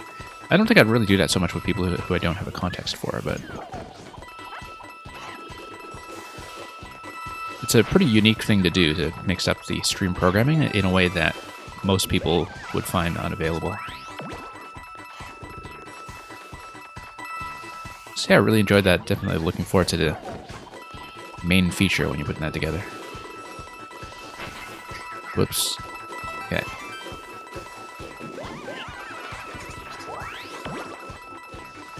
And here we go. Okay, actually managed to survive with both so far. I mean, with the green one, with the cartographer toad. So we're going to wake the sleepy... Oh, no. Already a death. Yeah, these guys are an absolute pain. I think I should actually start to use the pointer stun if I'm going under them. I think, you know, in one sense, ever using the pointer assistance to stun lock enemies feels like it's not quite cheesing, but definitely trivializing some things in the main game. But here I think that it's going to be very difficult to do the segment with the flying enemies without it. The flying enemies do have a name, by the way. They are new to Captain Toad. They were not previously part of the Mario series, but they are called Flaptors. I looked that up after the previous stream because I just kept calling them the flying guys, but they are Flaptors, and in this level, they are an absolute terror.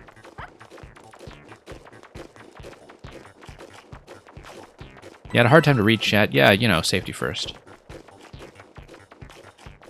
I wouldn't worry too much about that, and it's still a pleasure to follow the stream, even if you can't interact right away. I think everybody does understand.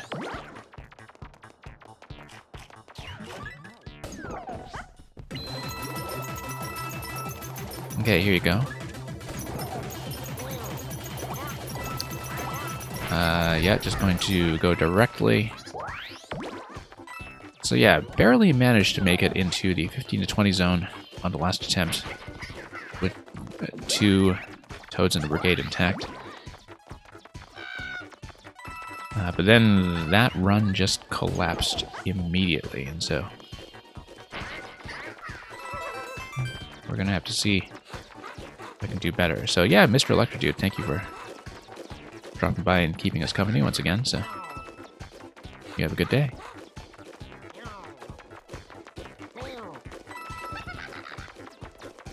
Okay, let's see. Grab this guy. Yeah, once again doing a bit of a clinch tap here on the Shy Guys just to keep them stunned. Yeah. It does make the game substantially easier to be using the stun lock, but like I said, this level I think will require it. It didn't require it when I was just doing the standard clear as Toad. I had no trouble with it without ever using a stun lock, I think, but I think we really do have to use that to my advantage when I get into the later stages. It'll be just like playing Mario Galaxy in a way. Yeah, especially when we have camera issues like that that lead to being ambushed. Notice that the pointer click does not do anything to the Mummy Me clone. So that's going to be a nuisance either way. We'll leave the mushroom alive in case we need it. Oops. And around we go. Whoa! Let's start whacking everything here.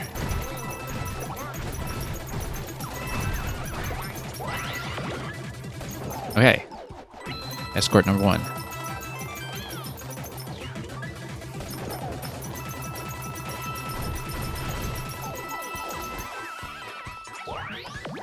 Okay, barely made it out of there. I thought I was about to run into something.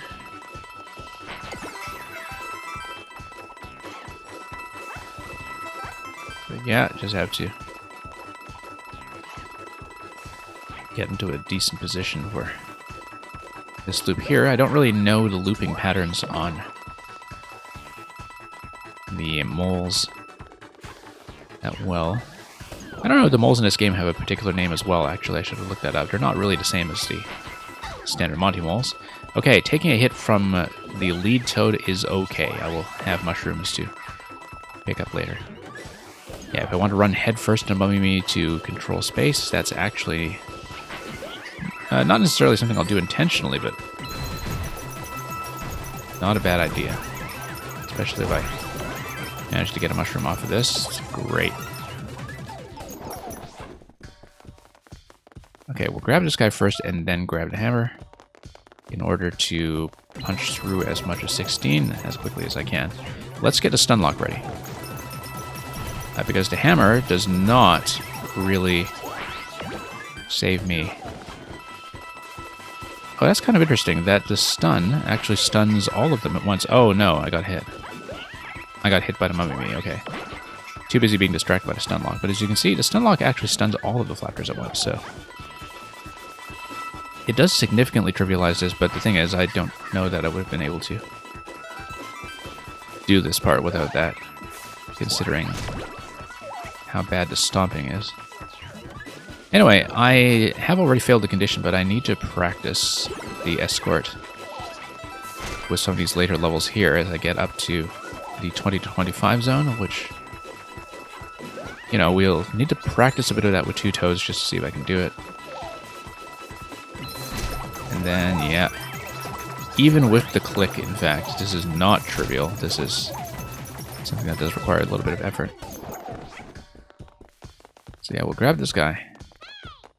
I love how the glasses toad is in a room where these circular patterns also kind of form a pair of glasses. That's a nice touch as we see the Mud Trooper and...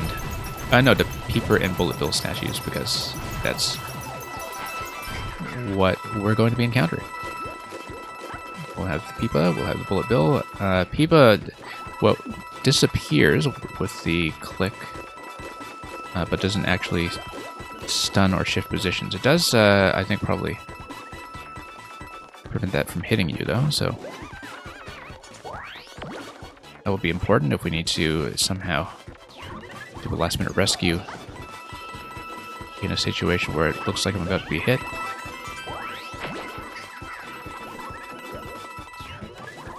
Okay.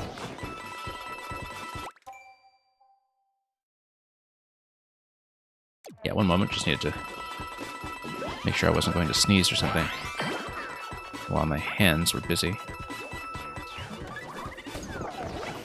Okay. So yeah, once again, really just doing a bit of a practice run here, even though we've already lost the green cartographer. I actually have a bit more space from the Mummy Me than I thought I would. Well, I mean, I'm playing a video game. Of course my hands are busy, and not necessarily in a family-friendly fashion. Okay, we can't come to a dead stop and do a 180 reversal like that. 180 is always going to kill me because of the Mummy Me.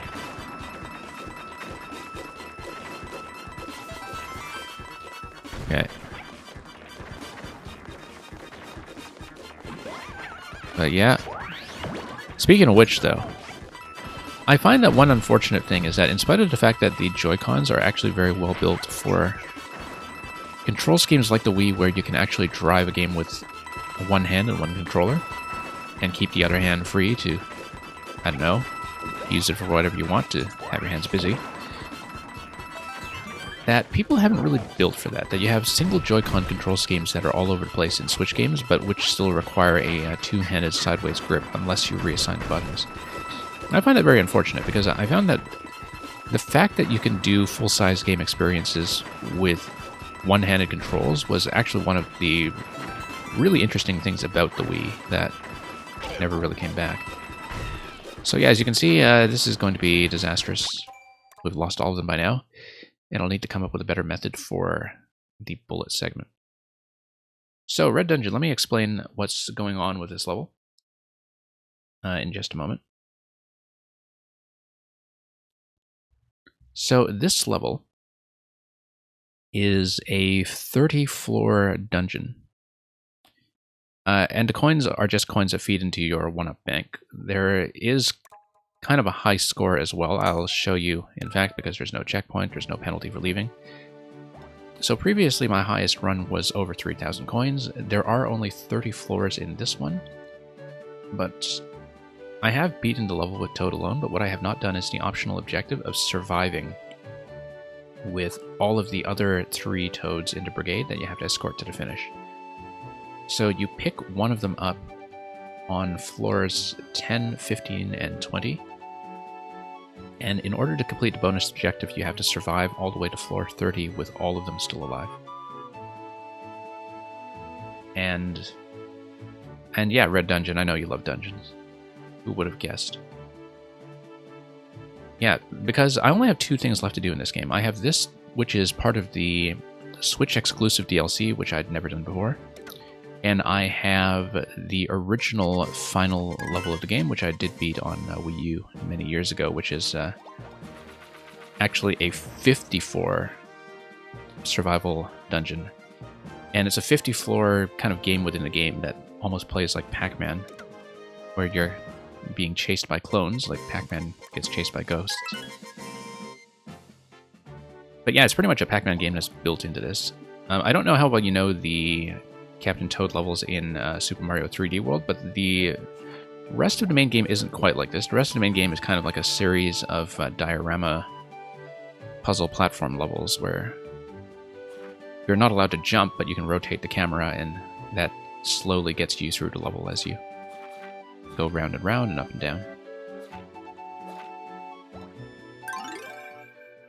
So yeah, this game originally came out for the Wii U, and it was later ported to both 3DS and Switch, with a couple of new levels attached. And then the Switch had a completely new DLC bonus chapter. I originally wasn't going to get this game a second time, but I actually managed to get it practically for free. Basically, I got the whole package with the DLC for just the price of the DLC, and so I thought, okay, I wanted to see that new content anyway, so let's just play this again and show some of that off. So that's what I've been doing last week and this week, was mainly focusing on the new levels that had been added to Switch, which include some levels that were modeled after Super Mario Odyssey, which I showed off at the beginning of today's session. So yeah, the original game came out in 2014 and was a spin-off of a concept that was already in Super Mario 3D World. Whoops. Because originally the Captain Toad levels were just bonus levels in 3D World, where you would have these cute little diorama puzzles where you were not allowed to jump. And there was so much demand for a game that was just a separate Captain Toad game that Nintendo just went ahead and did it. And this was the result. So yeah, it was of course originally built for the Wii U touchscreen, so here instead we have a pointer that I can activate, and it acts like the touchscreen did on Wii U. And so because I'm using the pointer for it, it sort of feels like Super Mario Galaxy in some ways. In terms of using the tap control from time to time to just poke some blocks and free some enemies. No, it's not a clear condition. You're just never allowed to jump in this game. There is no jump button. The face buttons are all a dash button or a throw. There are a few things here that are kind of taken from SMB2, actually. Like, there are a lot of turnip throws in this game, and other forms of object handling where you can pick things up and throw them at enemies. But for the most part, you're not allowed to...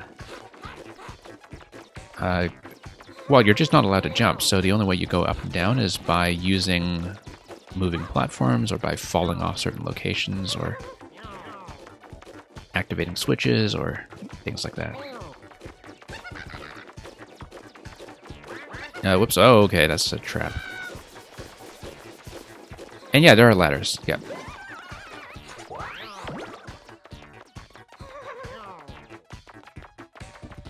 But the main heart of this concept is, and you can't really see it so much in this bonus level here, but the idea is that instead of having a jump button, you kind of progress through the levels by rotating the camera a lot and changing your view to reveal things like optical illusions and hidden locations and various gaps. Okay, let's just go for the block. Cordial Snail, welcome. So, if you've ever seen levels that are inspired by Captain Toad in Mario Maker, there are a lot of them that use the can't jump condition in Mario Maker, and that are explicitly inspired by this game. There were, in fact, a lot of people who tried to build concepts like that, even in the original Mario Maker 1, where, of course, you wouldn't have the clear condition, but they would just place invisible blocks everywhere to block you from jumping. So you would have to climb up and down vines, for instance. And of course, back then, you had the benefit of actually having a Captain Toad rather amiibo costume with the Mario Maker 1 Mystery Mushroom.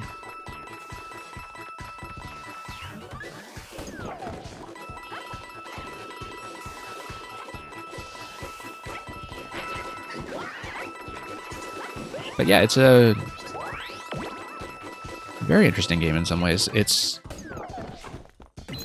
kind of half and half between spatial puzzles and platforming. Like, the puzzling element is never particularly hard or logic-oriented. It's mostly just, oh, we lost one.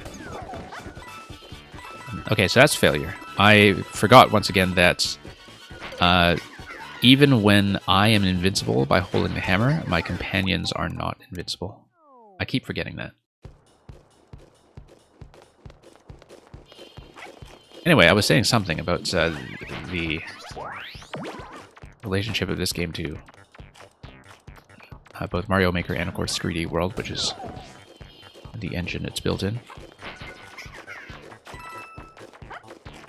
But yeah, the idea, of course, is that Captain Toad just has so much treasure stuffed into his backpack that he can't go anywhere. Can't jump, rather. Also, this game, not counting spin-offs like Mario Kart, had the first really major playable appearance of Toadette. So you play as Toadette for about half the game. Not in this level, but... Although there is a co-op mode now where I think you do get to play as Toad and Toadette together, maybe? I don't know if it's that or if it's two Toads, but Toadette is basically the playable character for about half this game, and it was her first real leading starring role.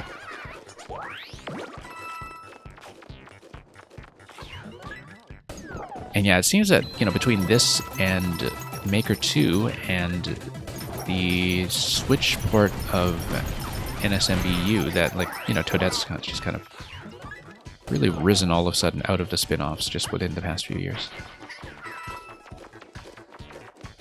Cordial Snail, why doesn't he make smaller trips so he isn't weighed down? Because the story of Captain Toad is a parable of greed. I don't know, that's my explanation anyway. And also because he gets by without jumping just fine, to be honest.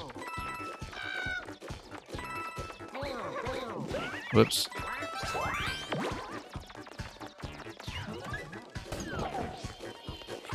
So yeah, I mean, the endgame challenges that I'm showing off here are much more kind of arcadey than the main game. The main game is much calmer and much less about survival. But there's a great deal of variety to the concepts here, for sure. Okay, let's pick this guy up first before we grab the hammer. Because once again, I do want to carry the hammer's uptime into the level 11. Over here. Okay. You're down with that explanation? Yeah, glad you like it. What? Okay. And of course, the Mummy-Me who's following you around, that's the concept that people who played mainline Mario games will recognize from both Galaxy 2 and Super Mario 3D Land, where there are those late game levels where you have to avoid the clones. Also a concept that was borrowed in Celeste, in fact. It was one of the many things that Celeste kind of cribbed from Mario Galaxy, as really one of the first games to do a lot of Mario Galaxy concepts in 2D for the first time. And yeah, thanks for the lurk, Red Dungeon. Good to have you around, as always. Okay, once again, I have to defend the guy in the back.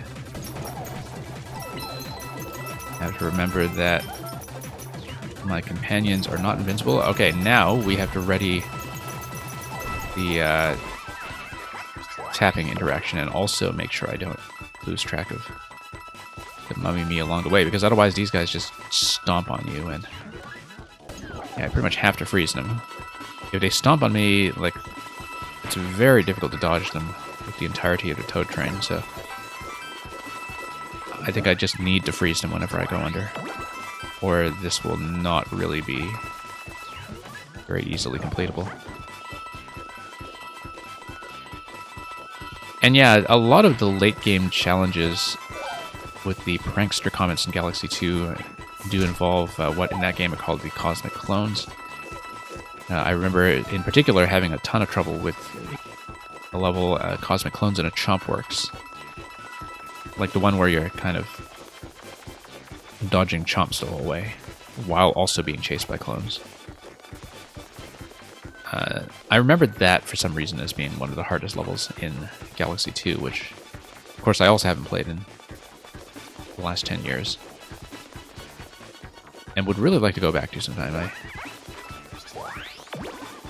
think there's a lot about Galaxy 2 that I sort of miss but don't remember well. I mean, I had a fantastic time with it. Galaxy 2, and Galaxy 1 for that matter, were like those games where they kind of have their own equivalent of the Tetris effect, where, like, you know how when you play a lot of Tetris, you just start tiling pieces in your head in real life and tiling furniture and all that, and they call it the Tetris effect? The other games that I've had that happen to were Mario Galaxy and Portal. I remember, like, I was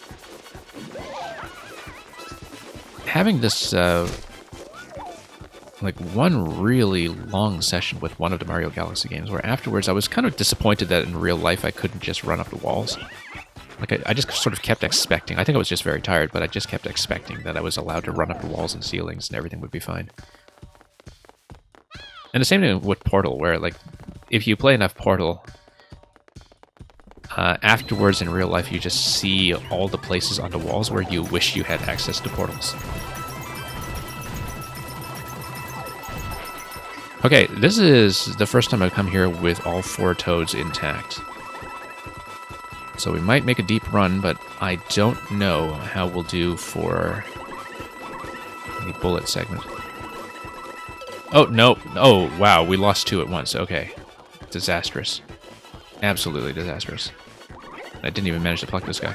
Okay, let's just practice this so I can see the bullet segment once again, because the bullet escort worries me.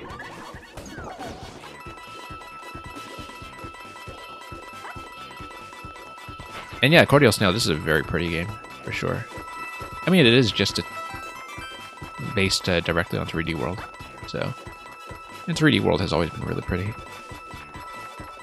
But yeah, some of the environments in this game are actually pretty stunning, considering that, you know, this was Wii U graphics we're talking about. It was just from the quality of the art design. Okay, that's a disaster. Let's restart. So yeah, that time got up to about level 21, I think, without losing anybody. So that's actually my personal best so far.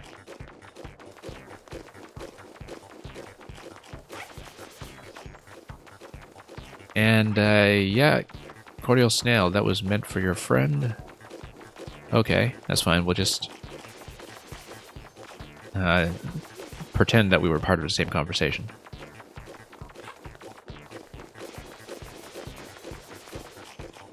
Okay.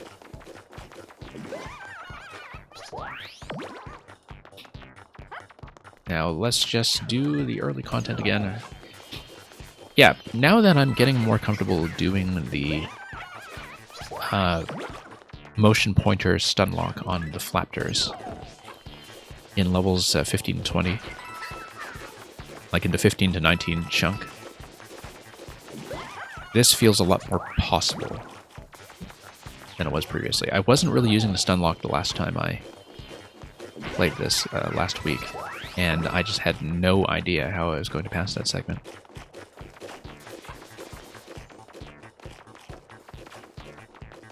And now the difficulty progression is actually a little clearer to me in terms of why you would have Peepas after Flaptors. Like the ghosts coming after the flying enemies. Because if you're depending on using the pointer, then as you go between the final segments, like from the flying enemies to the ghosts to the bullet blasters, the pointer stun becomes less and less useful, and so...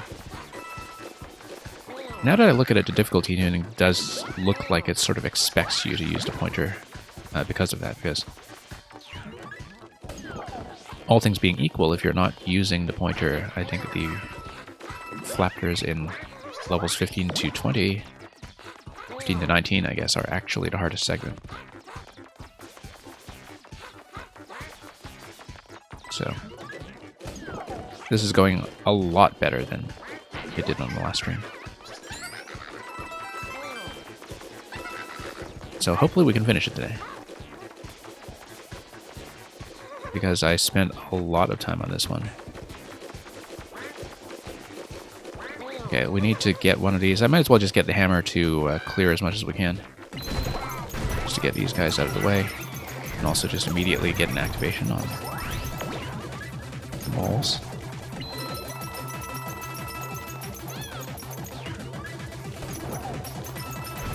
Yeah, it goes straight to right here. Despite how many attempts I put in here, I still don't know if there is any kind of element of randomization to the movement patterns of the moles, or if I can, in fact, find a sort of best starting location every time in order to catch it as quickly as possible. If there is a consistent location that's going to be best, then I can come up with some kind of method to get through that quickly. Yeah, kind of a rough position that time with Magikuba.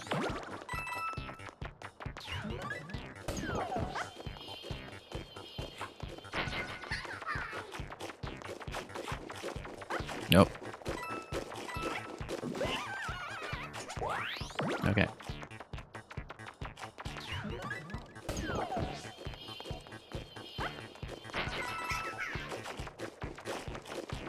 Not quite. Just missed that completely.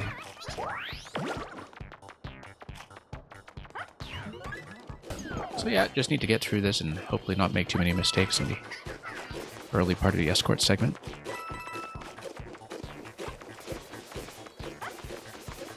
And we still have a long ways to go, still really only 2/3, but main thing that worries me now is to find a consistent method for getting past the bullet bills in 25 through 30.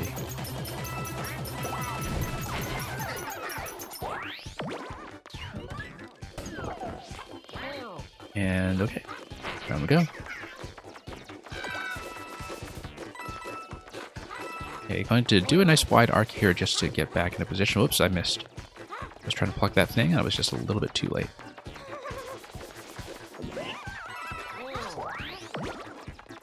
Okay, here we are.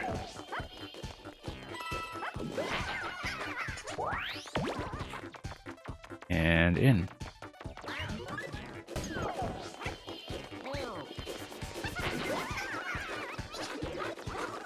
All right. Everything fine so far. Using pointer stun pretty liberally at this point.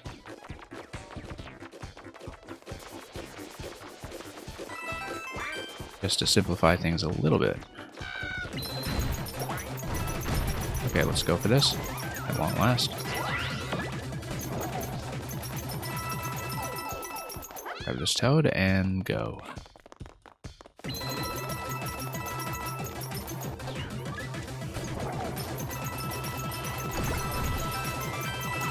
So yeah, in some ways going better than I thought it would in terms of the level of improvement from last week's stream. We do have a long ways to go in terms of consistency and also just figuring things out when it comes to the bullet segment that comes later.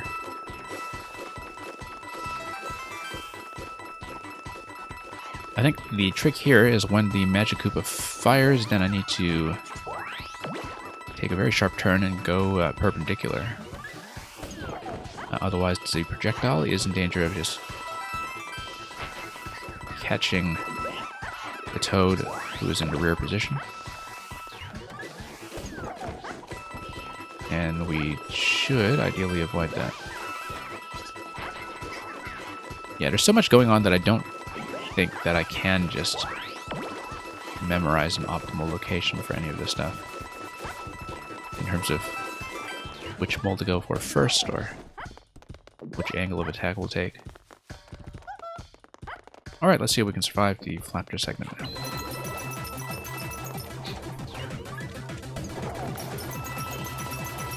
Yeah, we must do the stun. Just lock them down as much as possible. It's still a little bit risky. As you can see, I nearly got trapped on a wall when I was too busy focusing on a stun. Because I am trying to navigate at the same time as well as dodge the clone. But yeah, allowing those guys to come down at all is going to be an absolute disaster, so I really should avoid that.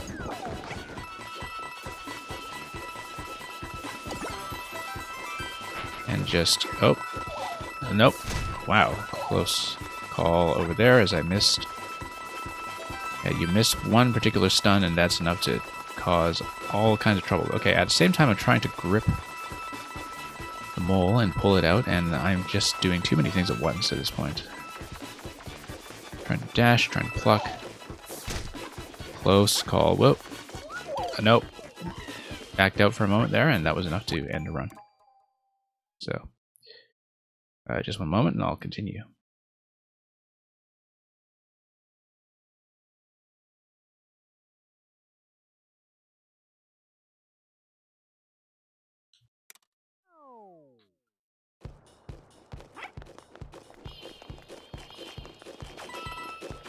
So yeah, very easy when you're just playing by yourself as one character to, you know, do a little double back like this and think that you're still going to be safe.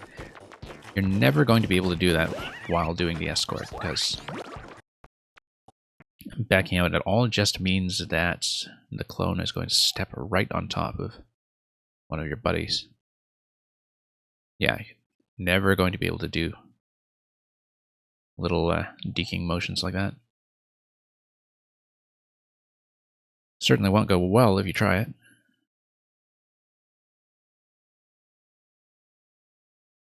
One thing that I had not considered is the fact that you can do kind of a stop and go pattern with the clone if you want to manage it a little more calmly, but that's something I remember being the thing I used to get through some of the harder clone levels in Galaxy, like the Chomp Works. But I don't think it's actually going to be that useful here. Here, probably better to just go continuously.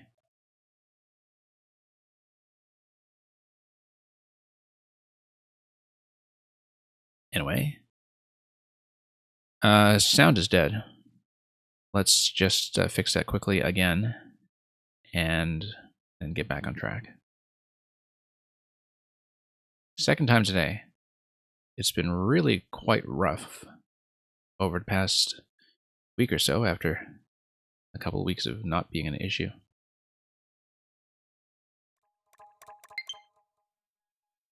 But anyway, let's get back to this.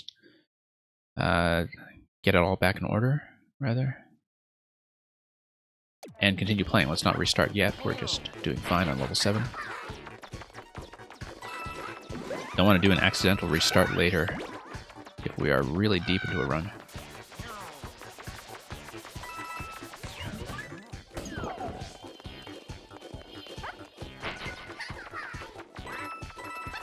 Okay.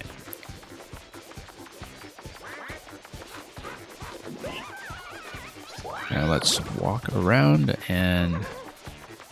yeah, they're going to be stacking directly on top of the exit. Let's not do that. Let's pull them out.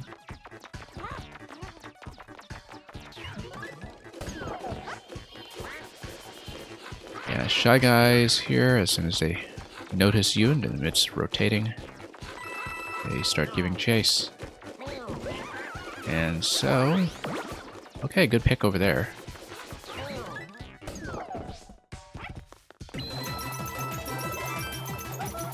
Alright, escort number 1 begins here.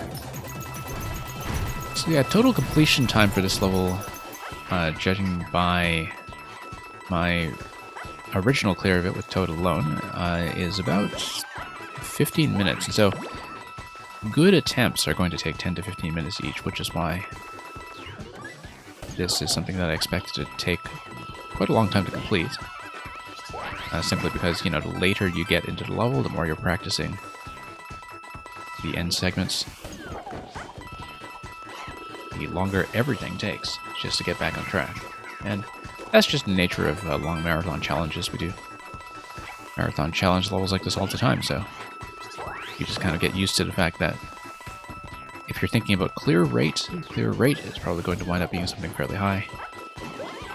But each attempt is a marathon, so... Okay, lots of zapping from the Magic Koopas all over the place. We've got to keep this under control and just get out of here as soon as possible. Okay, didn't get zapped. Good.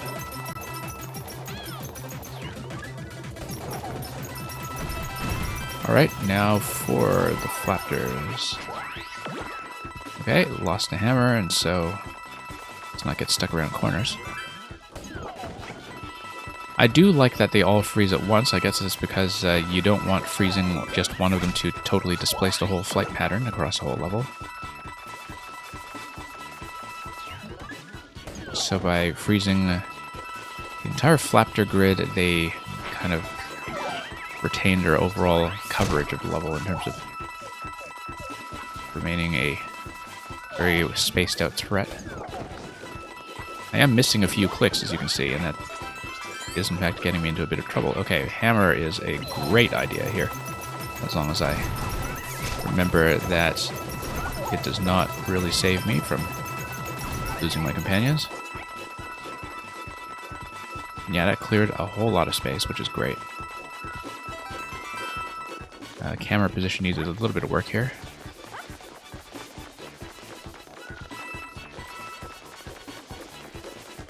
Yeah, I just need to get back in here somehow so we can spawn to block. Great, going to get up to level 20 with everybody intact. And then now we deal with the Peebas. Okay, gotta pick up glasses guy. Spectacle Toad.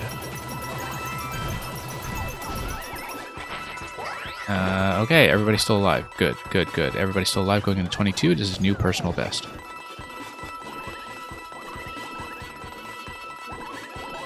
And yeah, we just need to read the pattern here and not get caught. Just run around in nice wide circles until we see an opportunity to grab them all, really.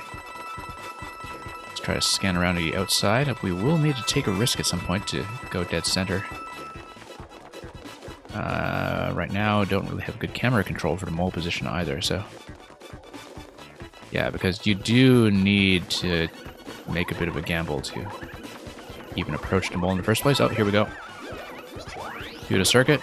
Okay, new personal best. It continues as we get to level 23, with everybody still alive.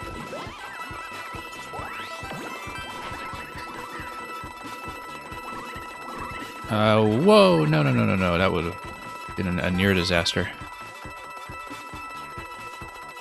That was rough. Did not expect them to just cross right in front of the block. 24, nearly out of this segment, and then we need to deal with Bullet Bills last, which is going to be a pain, but how much of a pain we shall see. Let's leave the mushroom in case I want to tank a hit with Lead Toad. Tanking a hit with a Lead Toad, by the way, is something that I'll consider as a method in the bullet segment as well. We might need to do it that way. Anyway, just going to take the outside circuit because none of the Peepos are coming out here. It's in fact okay if I slow down my walk because the clone is just going to chase me at my own speed. So if I need to sort of resynchronize myself, I can just slow down and make sure I have as much camera control as I can, and then we just adjust my pacing accordingly to try to intercept the mole. But with no time limit, it does pay to be patient, I think. And just look for an opportunity. That was almost an opportunity. Also, the fact that my headlamp can, in fact, attack the ghosts, but I won't be able to sustain a position with the headlamp long enough for that to ever matter, so... Just gotta come up here. Oh, no. I haven't really watched the mole pattern very carefully yet, and so... Okay, now we're just going to take a risk and dive right in. and miss. And that was very risky, but I think that's exactly the kind of play we need to make in order to get in there and get the pluck. And of course, after all this effort, it's going to be a shame if I lose anybody to the bullet segment, which I have not practiced at all with the escort. So, just going to circle around, still needing to wait for an opportunity here. The mole does not appear to be very cooperative. This is, in fact, one segment where the stop-and-go motion to control the speed of the clone might be the thing we need, because that's potentially the only way I can get into position for the mole, who is evading me all over this floor.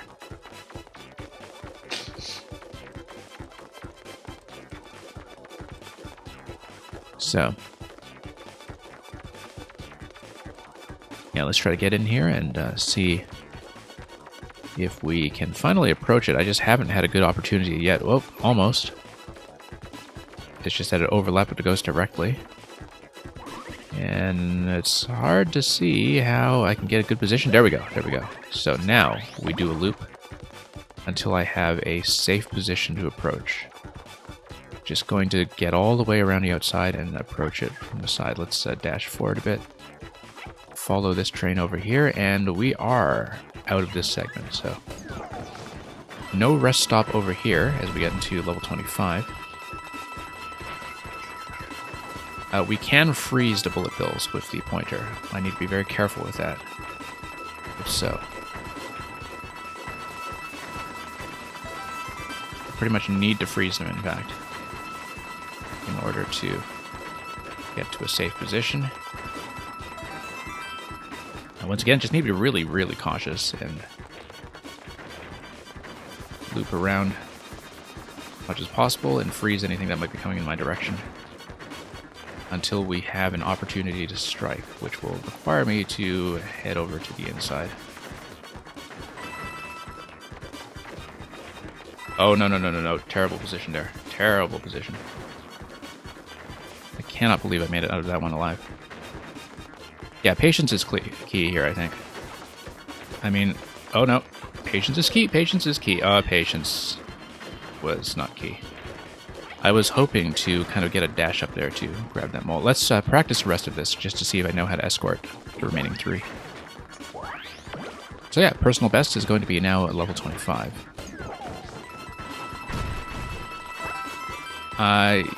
Yeah, here I don't want to stall for too long because that will open up space, but it will also mean that everything could potentially hit me.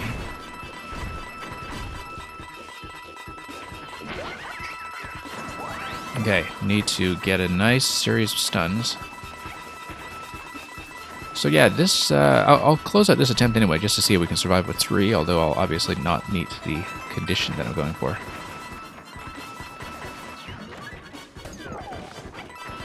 Because I am going to get a record number of coins anyway, so I might as well just grab that, since I'm over 3,000. It was slightly over 3,000 on my best record, but this one's going to go way over that, as long as I survive with a decent number of toads along the way. So yeah, this position was not too bad. Really a shame about level 25, because yeah, this now seems like the main thing is just plucking them without getting hit in the back. And so yeah, it's going to be a new coin record, but unfortunately we are 1 toad short of the final condition, and so it's not perfect. I will need to do this again. But having a practice round with 3 toads at the end is still by far the best I've done so far, and it makes everything look like, well, it's much more possible than I give it credit for. I should have really gone for the hammer here. I don't think we're going to get quite up to 4,000 coins, but pretty close, actually. Pretty close, but not quite. So yeah, only 3 survivors. We'll just need to go back and do it again, but Yeah, let's skip the credits if we can. Special credit there for having the crown obtained in the DLC chapter.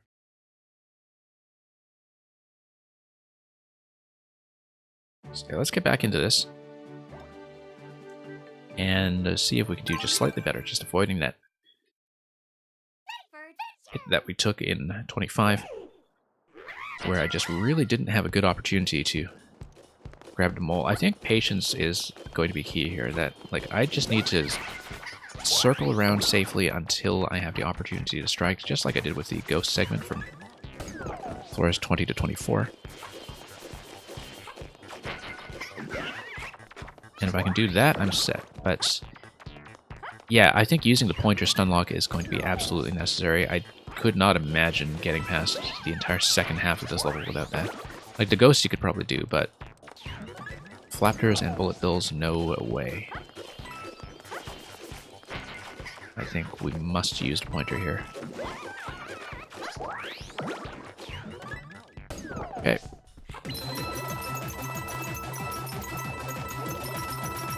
Yeah, let's see if we can just get a good solid attempt in on this.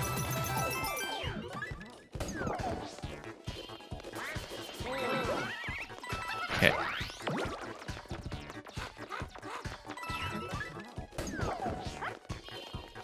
Now, how are we doing? Let's see. Nope, not quite the position I want there either.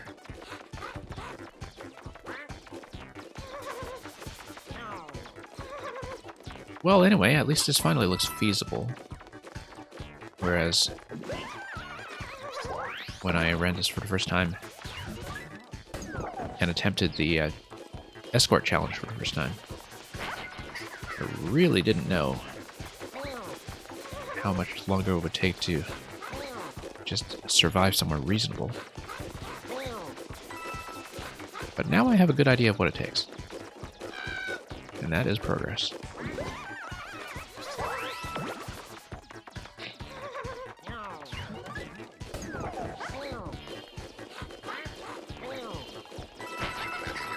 Okay. Wow, really got totally mobbed here. Let's grab the hammer and just clear things out. See if I can grab a mushroom on this floor while I'm at it, so I don't need to worry about stalling for it in the next room.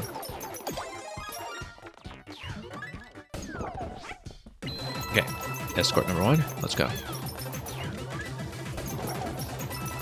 I'm gonna start picking up your crew. And wow, nearly ran into the mummy me right on top of the warp block. Luckily, we escaped unscathed.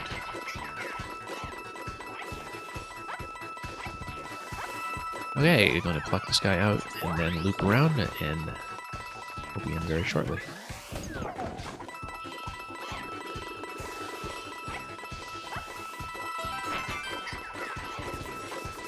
So yeah, really just, you know, being able to catch the mole at all is something that will occasionally require some risk. As long as you don't manage to draw a really fortunate position.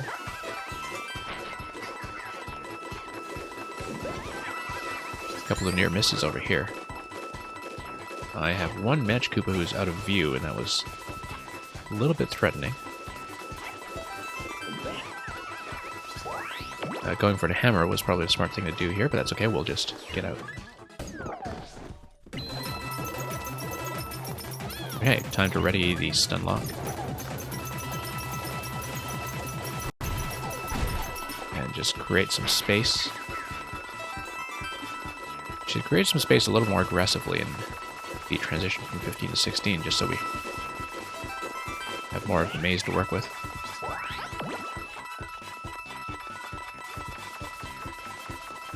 Stun them. And through we go.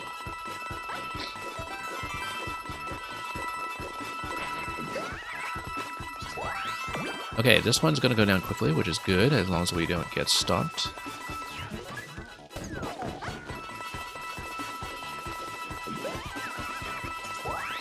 And let's do the loop once more. Just get out as quickly as we can.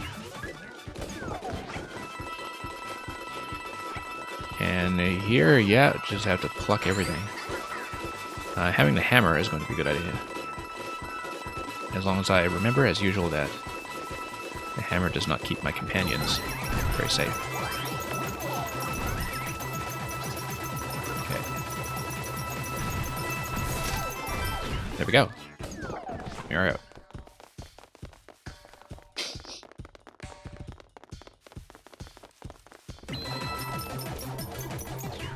Okay, ghost segment. Let's try to eliminate some of them if I can. And get the block right away. Great. Great. Just need to play it safe here with the actual trap pattern. Yeah, the sooner we just get some floors out of the way, the better.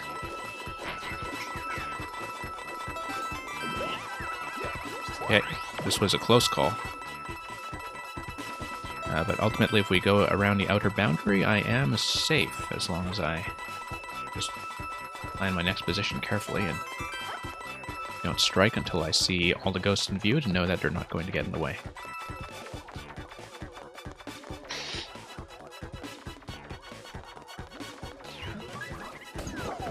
Okay. This is going to come quickly. Great. Yeah, this segment has been a pretty good draw so far in terms of position.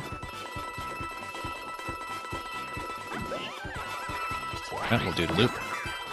Managed to intercept that immediately, which is fantastic. That looked a little bit dangerous, but we'll get through. Nope, missed my opportunity there. Let's go to the bottom position again so I can just... Whoa, no. Oh, we lost everybody. Lost 3 of them at once. Terrible.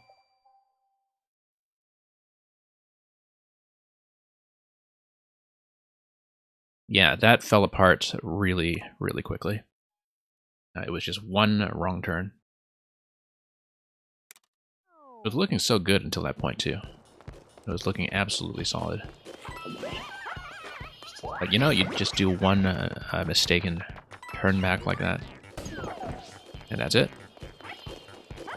So yeah, it really seems like the trick to that ghost segment that we were dying on is just to make sure that we have all of the ghost patterns on screen if we can. I haven't really been doing this level with much camera rotation, but a lot of it will just be repositioning Toad back on the outside, where we know the Toad train is going to be safe. Anyway, like I was saying, personal best with all survivors so far is 25. We got very close to that, making it to 24 in the last run, and then suddenly we just lost the entire crew at once, which was not a great way to finish that. But, learning experience. Then we'll just have to go back and try it again. Yeah, and we had such a fortunate run that time too, from 20 to 23 in terms of consistently getting a quick pluck on a mole without the ghost getting in the way and without the Mummy Me activating too close to us just yet. Okay, let's draw all of these guys out. Starting to use the pointer stun a lot more aggressively in the early levels as well. I mean, it's nice to have that as a bit of a warm-up just to get my aim ready before some of the later segments, especially once we get past level 15. Where actually aiming this thing is going to matter.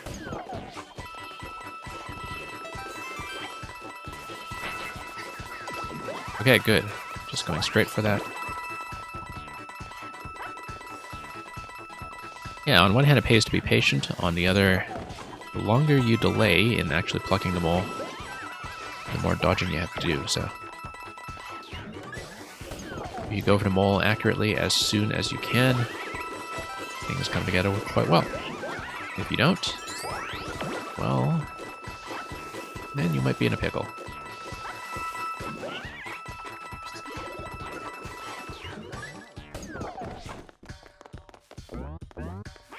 Okay.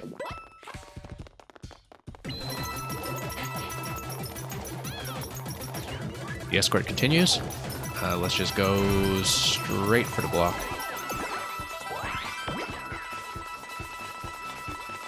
Stun, stun, stun. Can't really afford to miss, of course. Once they come down and stomp on a whole brigade.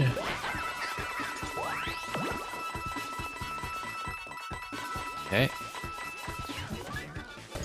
Yeah, gonna recenter the pointer here. It's with a stick click. That's a bit of an undocumented thing, I think. But it feels pretty natural, considering that I've never liked stick click inputs for anything. The fact that you can use it for recentering here is actually a decent interface decision.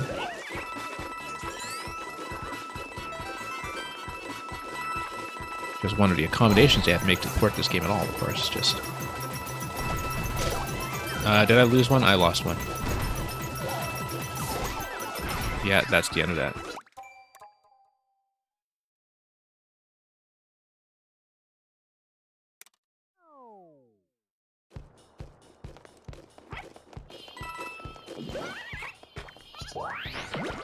Okay.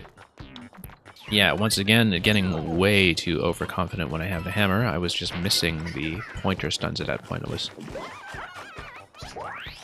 kind of uncomfortable with my pointer position at that point too, hence all the recentering that I was doing near the end of that run. I started to have it be a little out of where I wanted to be aiming, so... Yeah, the recenter, as I said, is kind of nice, but also was something that I wasn't quite used to yet in terms of being able to re-aim everything in a very snappy fashion.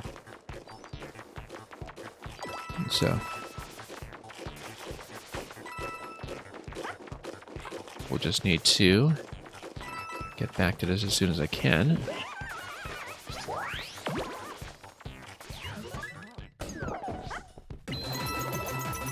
Yeah, we've had some pretty deep runs so far.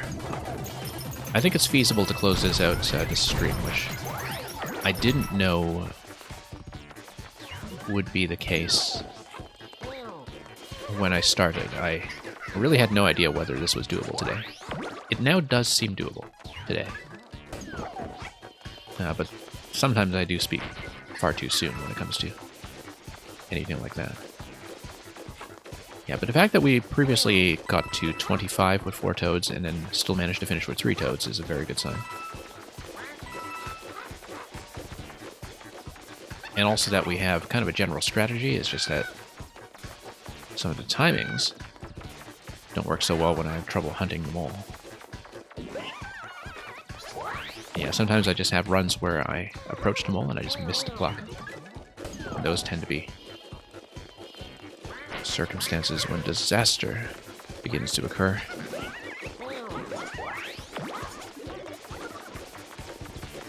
Okay, back to 10. And forward.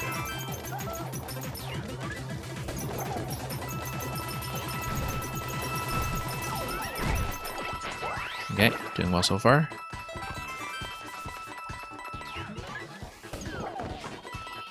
And yeah, going straight for it. And loot.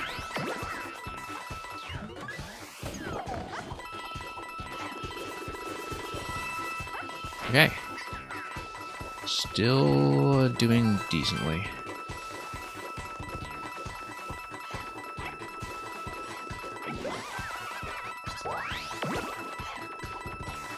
And yeah, we'll just need to loop around and hop back in the block.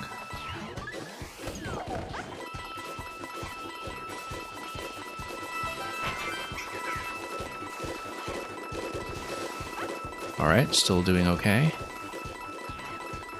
Need to actually get a pluck, though, from time to time. Now, the nice thing is that if one of them gives me hammer, that will actually simplify things quite a bit. Oh, no. Close one. Very close call, in fact. Especially as we see the Magikoopa shadow coming. Okay, finally got a pluck. And it's going to be hammer. Good. Not hammer, pickaxe, rather.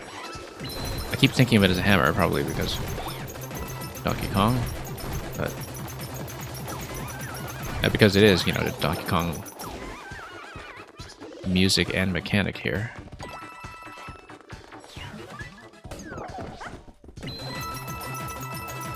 Yeah, kind of a cute callback to Donkey Kong, actually. Along with all the stuff in this game that is borrowed from SMP 2.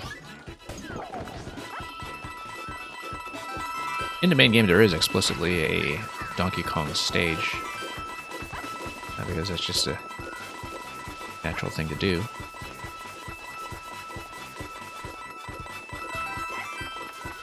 Now, this year, I believe, is also going to be Donkey Kong's 40th anniversary, so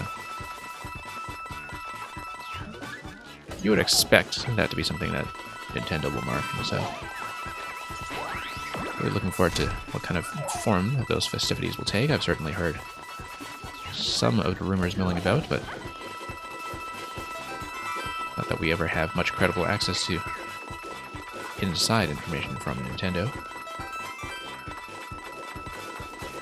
There are a lot of flappers here. No wonder I was having trouble previously when I got overconfident with the hammer. Oh, here's the hammer. Time for some overconfidence. Yeah, I just need to maintain the stun lock on everything until we reveal lock. There we go.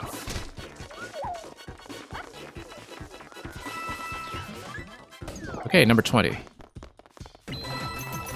Ghost time.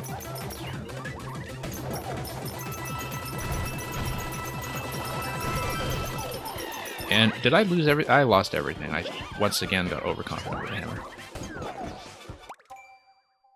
Yeah, that's something I just keep forgetting, that the hammer does not make the train invincible, and we've lost it at so many times. Anyway, I will continue in just a moment.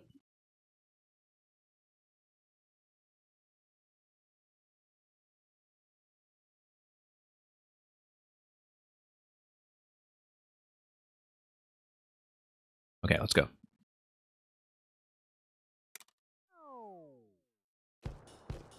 Yeah, just taking a momentary breather between attempts and just to get collected.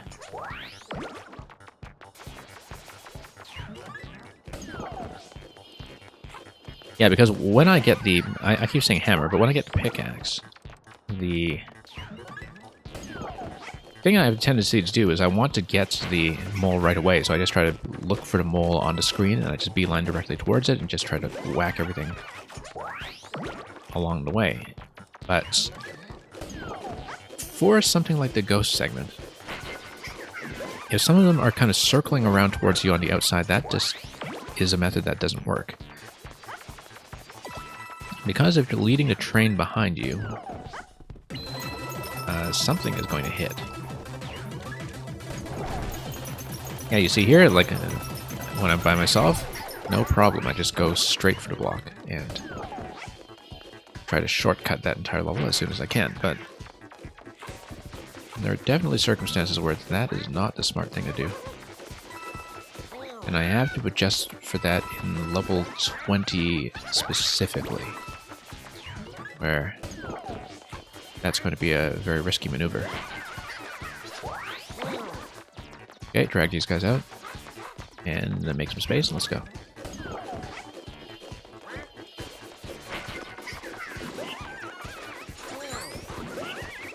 Yeah, it would be interesting to see some footage afterwards of, after we clear this, of people who do manage to clear, in fact, everything without the use of the pointer stun. I feel like it's probably tuned to be doable, but extremely difficult. And I just don't think I'm going to try it that way. Especially after the fiasco of the last sitting that I had with this. Late last week. Yeah, that sort of went anomalously badly, though. I mean, that time I was sitting with this level for probably about... oh, longer than I've done this one already. Something like an hour and a half to 2 hours, and was also extremely fatigued. And also still just kind of learning how to approach this for the first time. This is comparatively going significantly better. Like, it's actually filled me with quite a bit of optimism in terms of actually being able to get all the way across.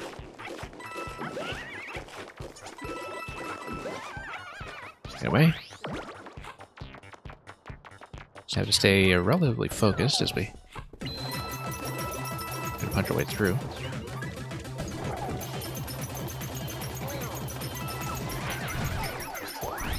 Alright, almost.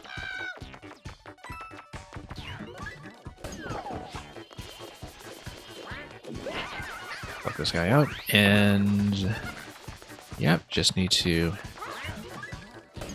go through the motions, really. I mean, you know, at this point, just getting up to level 10 for the beginning of the escort is more or less automatic. Not much else to talk about beyond what we've already been doing. I think it's often just a good time to reflect on what went wrong and what our plans are going to be for the next good attempt. Whoops. Can't be careless, of course.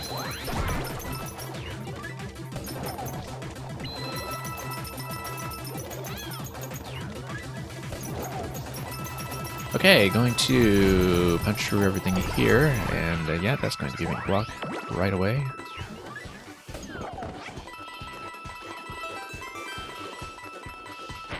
Yeah, really do have to be careful with the Magic Koopa projectiles here when it comes to depth perception. Just understanding where the projectiles are going and how close they are going to be from the rest of my Toad train, which is currently just a train of one. Train of two if you count Captain Toad himself.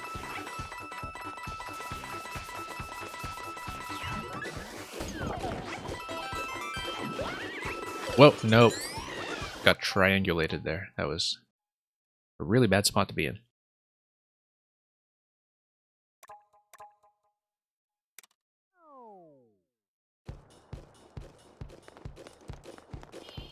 Okay, I started to choke a little bit on a Magic Koopa segment, just from a bit of brazenness and just a lack of caution. Yeah, because I'm sort of mentally rushing ahead to level 15, which is where this really kind of keeps me on my toes. And I have to get there first. I just assume that everything's going to go smoothly, even if it usually does. And even if the capacity for getting back on track is much more generous in the early stages when it's just me, or perhaps me and one Toad, and lots of mushrooms for replenishment along the way if needed.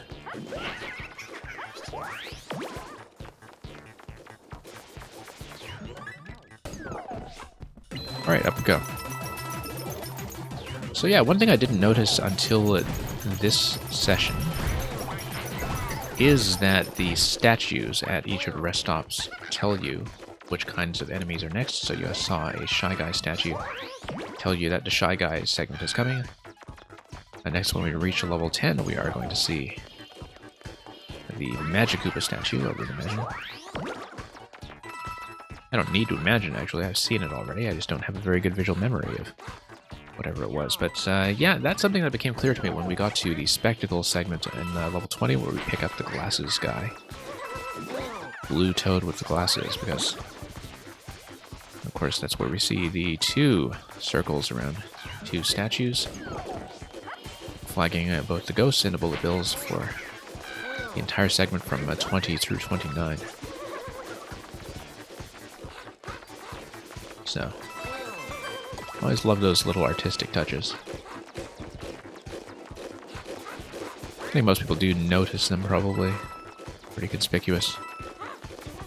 But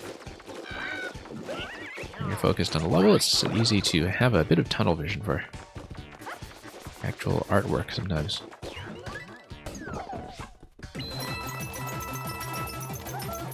Okay, forward we go.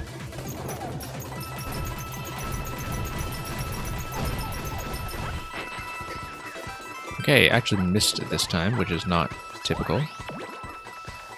Usually the pickaxe coming into level 11 just delivers immediately. No, that was quite close. Far too close for comfort. So yeah, it was when I was getting into, I think, 14 or so that I was running into the cross pattern that was repeatedly killing Green Toad.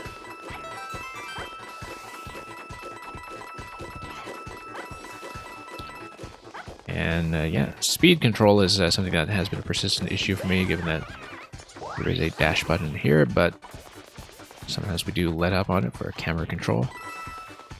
Even though I can, in fact, have a bit of a wilder swing of the camera with the L and R buttons.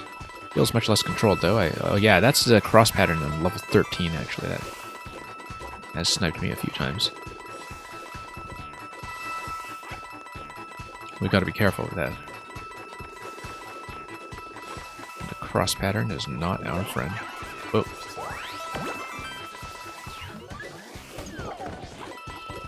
Yeah, I guess this whole segment is really not as safe for me as it might initially look. Just so much incoming damage flying about everywhere, and occasionally some issues with depth perception to see if the height is in fact threatening to hit Green Toad from the back and snipe him from the sky.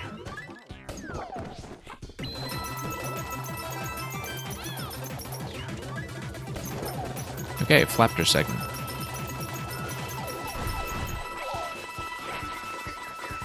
Yeah, that was actually an accidental camera rotation. I meant to tap the ZR button for the stun and accidentally went for the camera rotation instead. That's the kind of thing that could end a run if you're not careful, as far as mistakes go.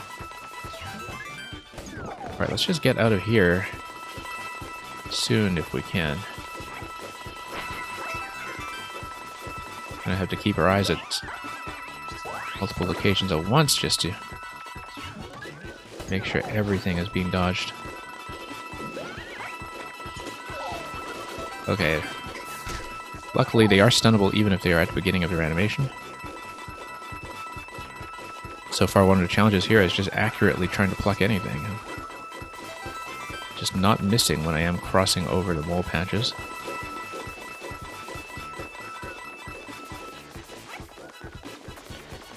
Yeah, I just need to keep everything tightly stun locked if I can.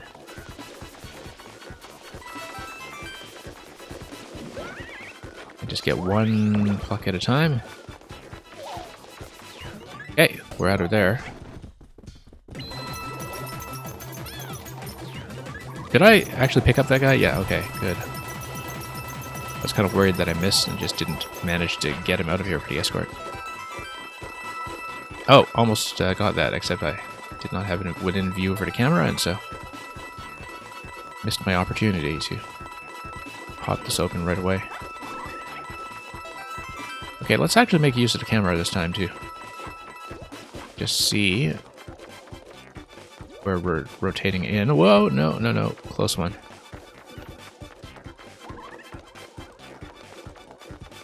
Yeah, I've been underusing the camera rotation, and I think it's going to help quite a bit for this segment, more than the other ones, in fact.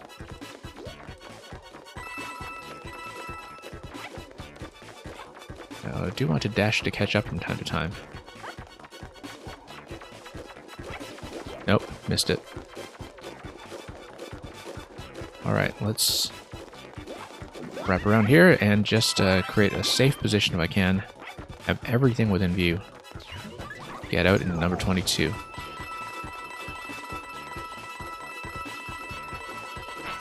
So yeah, same idea as before. We just try to find an ample opportunity to actually grab the mole, which can be pretty difficult. But yeah, camera rotation here is the one thing in the arsenal we've been underusing, and so just need to watch this pattern. Great. Looks very safe here. We're going to get out into 23. Let's just not fall apart at this point.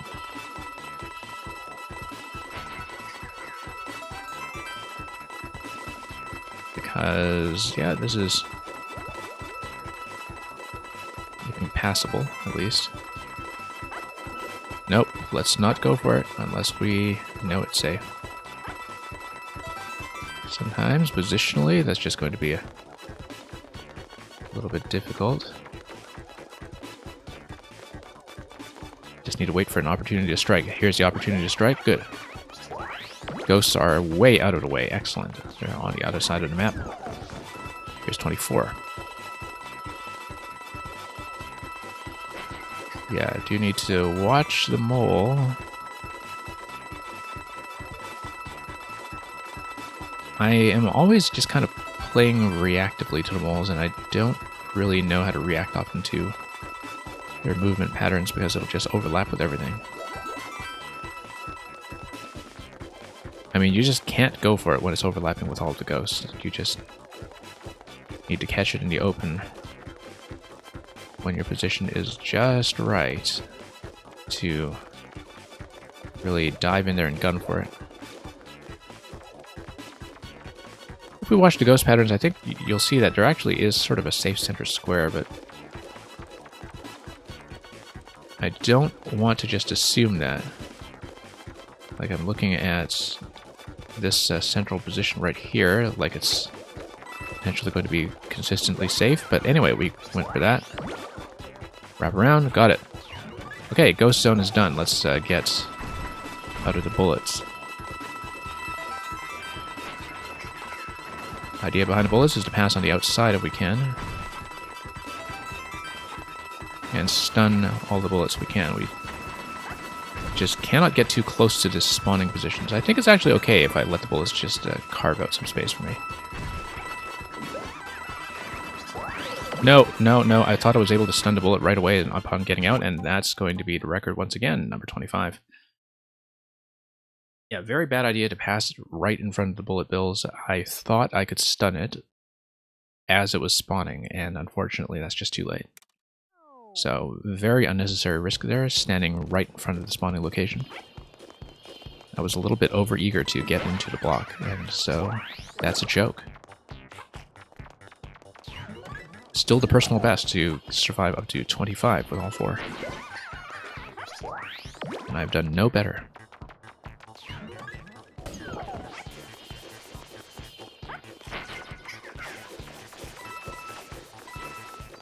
So yeah, I do have to play cautiously in this level. I mean, no need to just try to dive in somewhere and beat the timing. It is not going to go well. Not in a long consistency-based challenge like this one, where, you know, I just want to retain my progress the best as I can.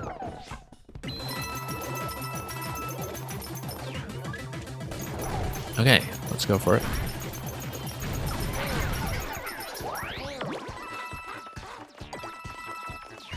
Fine so far.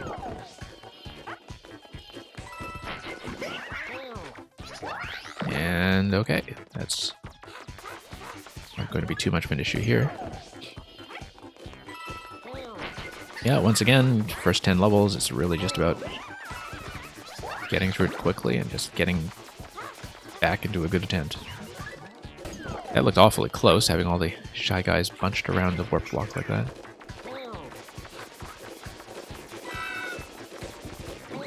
But I think we managed. Oh, got the exit already. Excellent. Solid draw there.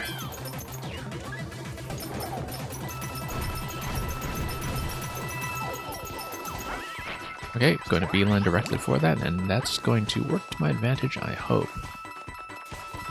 But remember, it's level 13 where we have to be careful with the cross pattern. That's coming up next. So let's not just gun for it, let's be cautious. And yeah, cross pattern of course just comes from the initial spawning positions of the Magic Kubas. If you're just going to dash ahead. Ooh, very close one there. Thought I was about to get shot.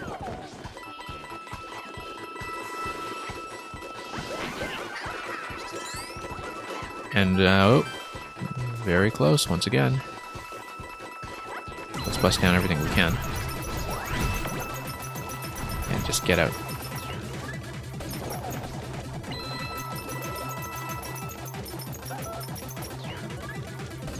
Okay, out we go. And going to get back to this guy.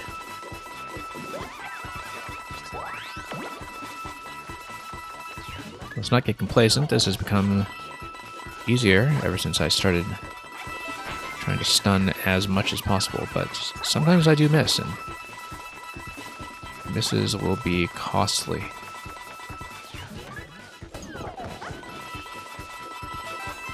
Alright, let's go for it. Yeah, nearly looking released there.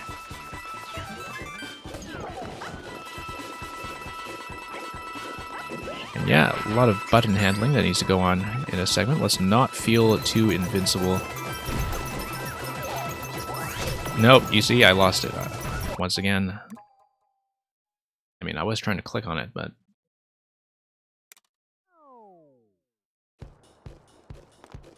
can't really dance around with the expectation that I'm just going to hold my grip on everything, because as the camera moves, my pointer will also move off the position that it's in. And so while I tend to be fairly accurate about the pointer in terms of being within range of stunning the enemy I want, if I'm moving and plucking at the same time, mistakes are going to happen. And so that's one improvement we do have to make.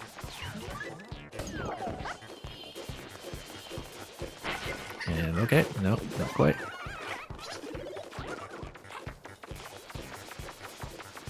I'm just gonna wrap around back. Here we go.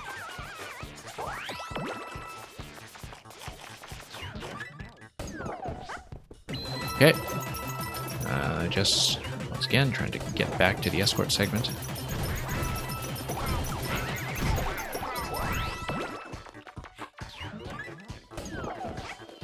No issues yet.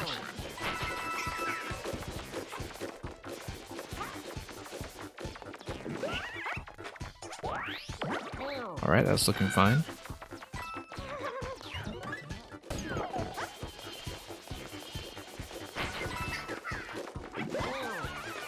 And that's looking fine.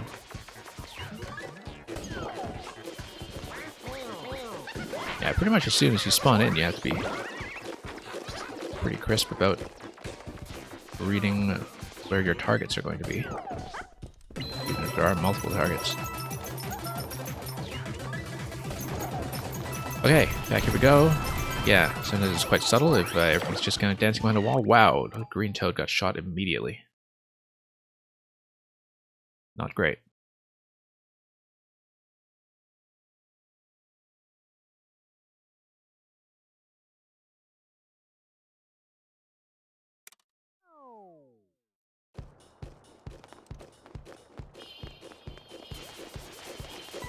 Well, we've had a handful of really deep runs so far. Just a handful, but perhaps enough to matter, and in the scheme of things, we just try to roll with that until a successful attempt comes in. I mean, my original personal best run, where we survived with all 4 up to level 25, I did manage to survive still with 3 all the way to the end, so technically we just took 1 hit over the entire run. That was really not too bad, it's just that you do need to be perfect.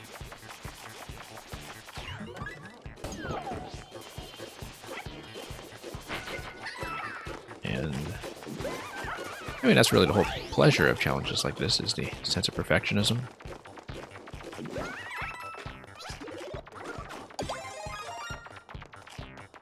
You can be a little bit sloppy early on, at least with the heavy replenishment of mushrooms. It's just that later on, Captain Toad getting hit is really not the risk you're worried about. The thing you're worried about is losing your companions. Oops. Thought I was going to get in that block and I missed, and I'm very glad I still managed to get back in unscathed.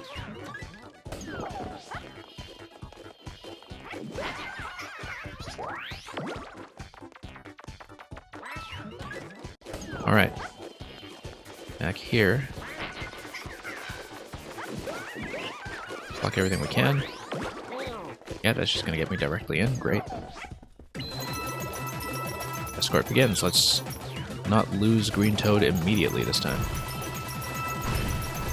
Can't believe how badly that last one went in terms of getting zapped by the first Magic Koopa.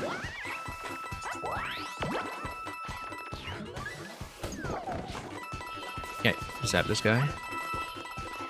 And forward.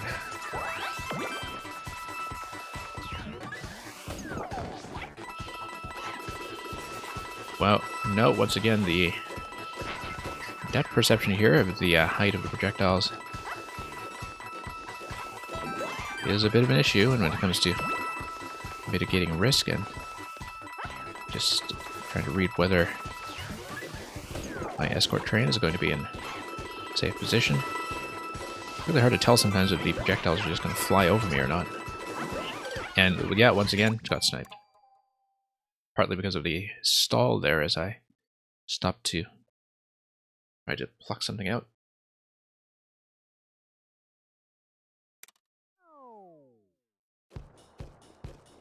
Yeah, starting to regress a little bit actually after some of the really solid attempts into the deep 20s earlier. I'm dying unusually often to the early Magic Koopa segment.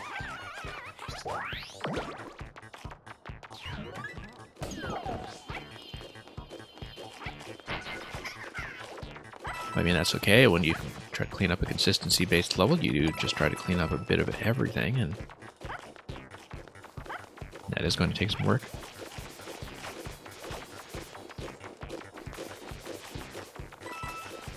And, okay, here we go.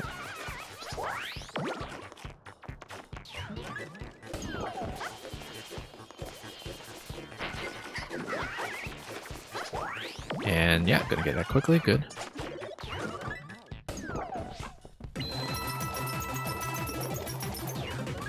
Yeah, it's just back over to motions again until we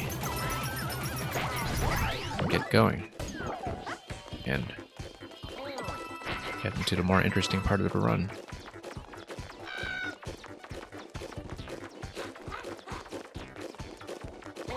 Whoa. Yeah, Shy Guys would just completely crowd the escort train if they were ever a concept that was put together, so really glad that the Shy Guys just kind of get out of the way before the first time you have to take somebody with you. Otherwise it would just be too much.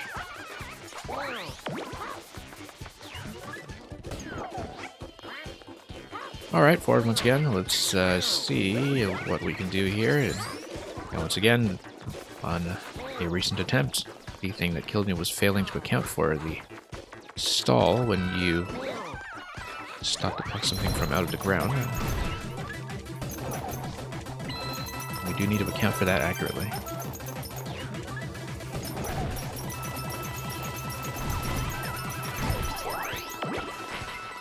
Oh, nearly had a bad crossover with the Mummy Me right there. It's funny that the Mummy Me hasn't really felt like a threat for some time. It's more that it is what's exerting the pressure to be having some constant motion, but it's the actual enemies on the board that are a much bigger threat than from behind, at least in this part of the level.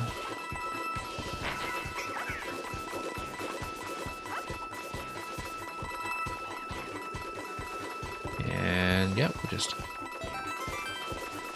gotta get into position. Like anything at all, really.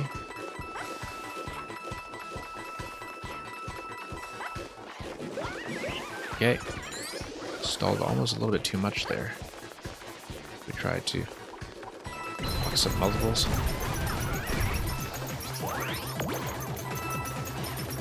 Close calls all around, but we made it.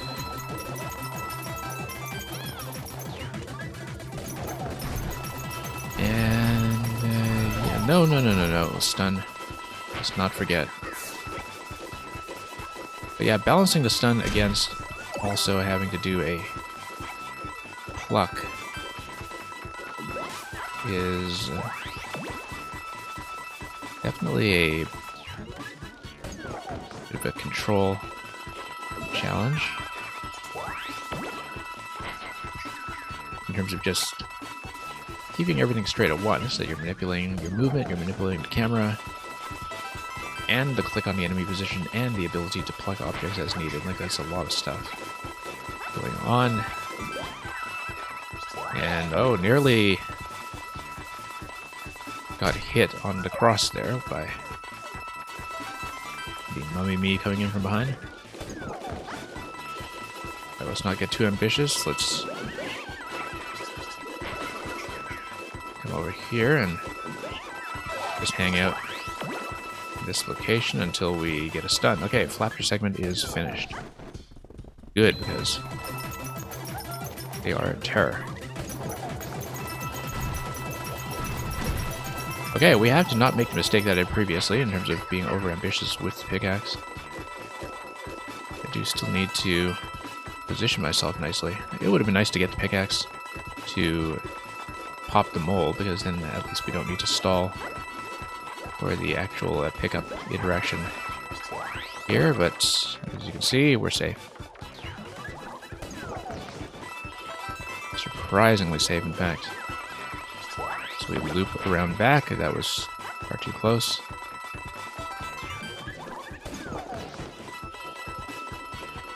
Okay, good. Very convenient position that time.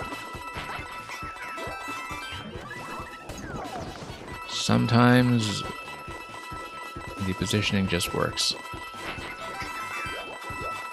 Other times, not so much. Wow, look at that. Yeah, that was actually precisely the spot that I died to on a previous attempt. Just not expecting them to turn that corner. Okay, let's keep an eye on the mole here. Go for an opportunity like that, and yeah.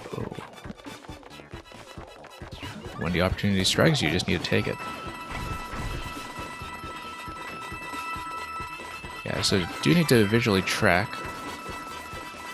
where the mole is going to go, and also keep a distance from every blaster. Great. No, I lost one. 25, once again being the record.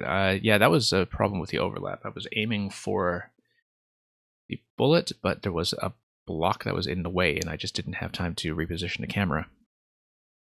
I saw the bullet coming. I thought I was going to get an accurate tap on it, and it was just behind a wall.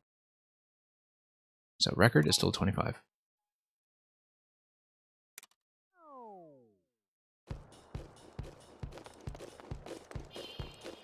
So yeah, we've made it to 25 with everybody 3 times now, and I have yet to survive the first bullet level with everybody still in tow.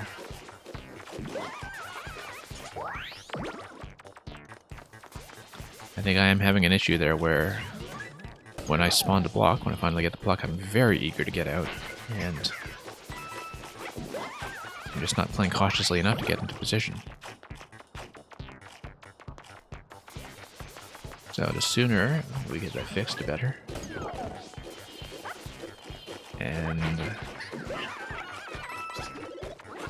yeah, we just have to see how to negotiate that. Pipa's segment before that, though, in 20 to 24 was going much, much better. There were some close calls, but in general, I had a very fortunate series of plucks there to get things underway quickly.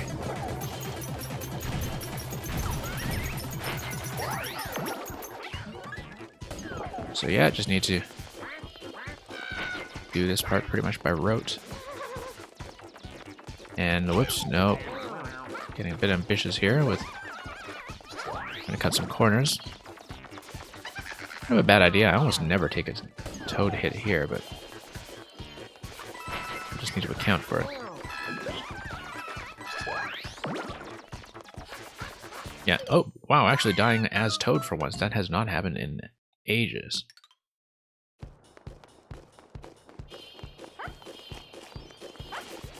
So yeah, maybe We are regressing a bit to counterbalance the really good attempt that I had earlier.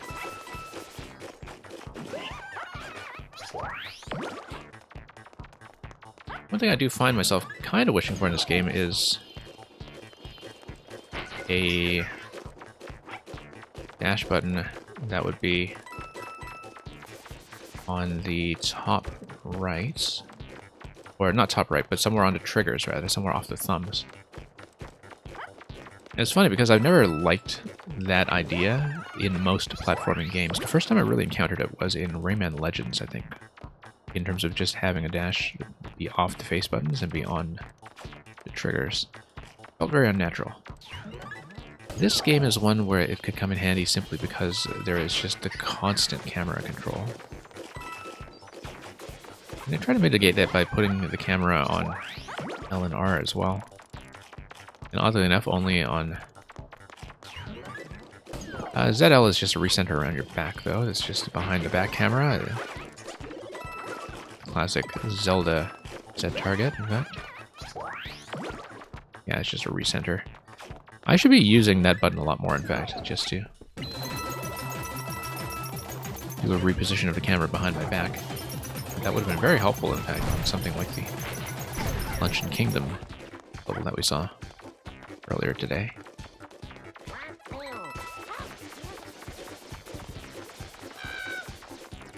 But yeah, the game tries to give you some shoulder-based camera control, but it moves too quickly, I think. It's the kind of thing that would have worked well with the GameCube-style analog triggers, in terms of having a bit of partial sensitivity when it comes to that camera rotation.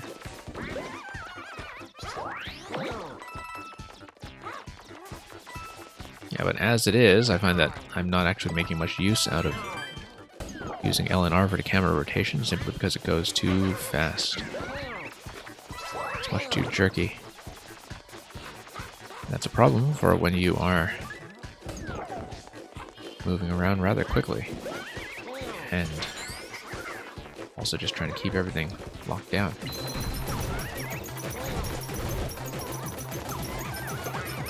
Okay. Back to 10.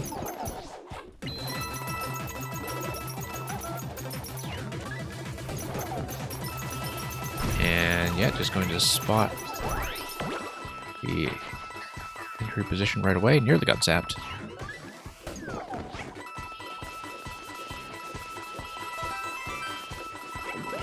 So yeah, pretty clear to me, by the way, that I will not have time for Mummy Me Maze Forever at this stream. I will just be trying to clear this.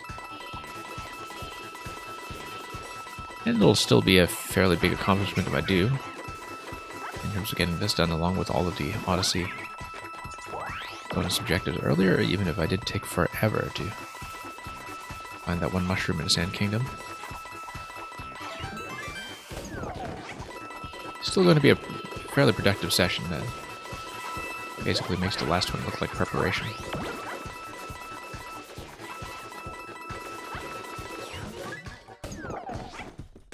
Okay, Escort Part 2. Now let's stay focused here. Let's not get ourselves into too many danger zones unnecessarily.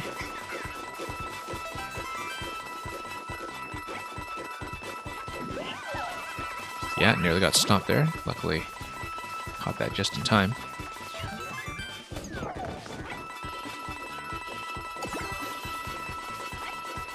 Now, I've been repeatedly tapping the pointer. I don't think it's actually necessary. Like, you can actually hold the pointer. But if you lose your grip on the enemy that you're trying to stun, I don't quite know how that's going to work. Yeah. Because if you hold, that's better than just repeatedly tapping, I think, because you don't have as much of a risk of losing that hold.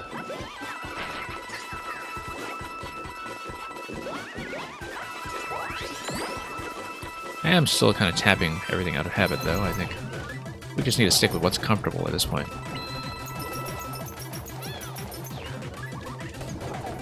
Okay, toads are all in tow. Let's Try to get in position. Didn't really make any use of that hammer. This time, let's... Oh, no. That was a bad loop.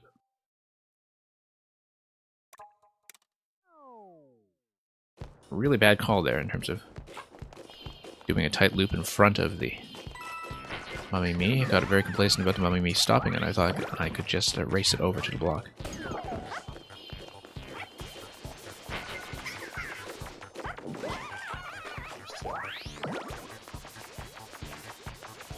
So yeah, it looks like we'll probably be able to close out Captain Toad with one additional stream after this one. And I think it can be done. That's between this stream and the next one we'll see 100%.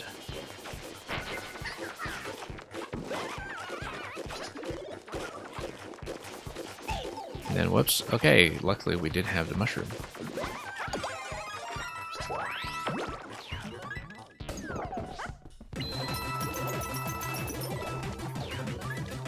I really do think it can be done. We've been close enough, and the mistakes that we've been making at the bullet bills have been avoidable enough.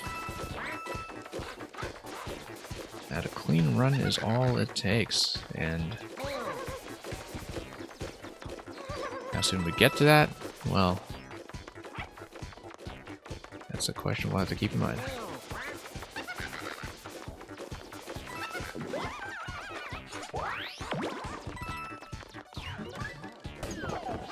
Okay, through here.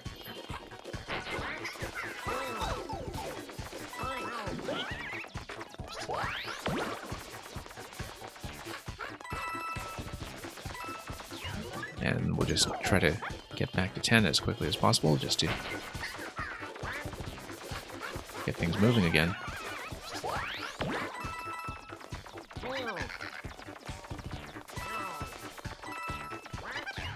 Let's not forget that the mushroom would, in fact, be helpful here. So, I might as well bust our way around before going through the block, just to make sure we get back into shape. There will, of course, be an item refresh on level 10 as well, but I don't want to stall for it. I do want the uptime and hammer. They seem a little bit more important.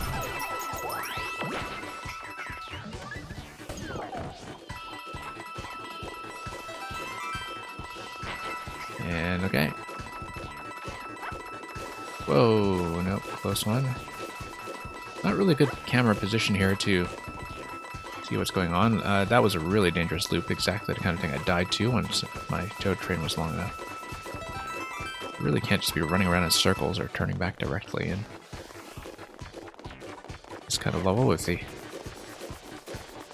clone chasing you down.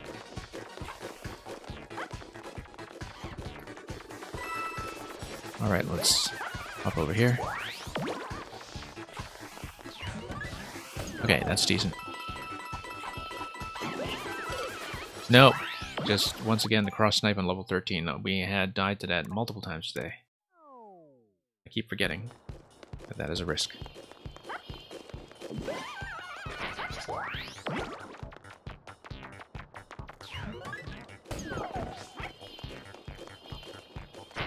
Alright, back in we go. I have not been counting the attempts. We can always count it afterwards, but it's not really the number of attempts, of course, just given how long each of them are. I think it's going to come out to be a reasonable number.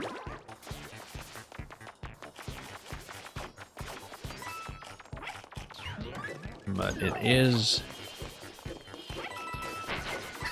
a long challenge to get through perfectly. Which is fine. That's the kind of content that I do like showing off in the stream from time to time.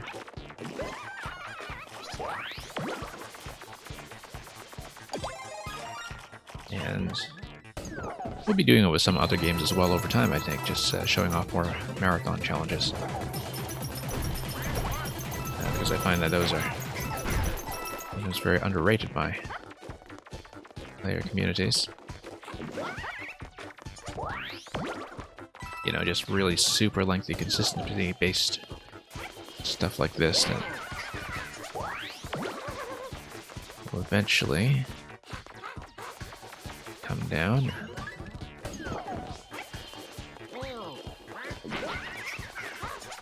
Yeah, just gonna loop around here, pull everything out. A lot of it is just creating a space.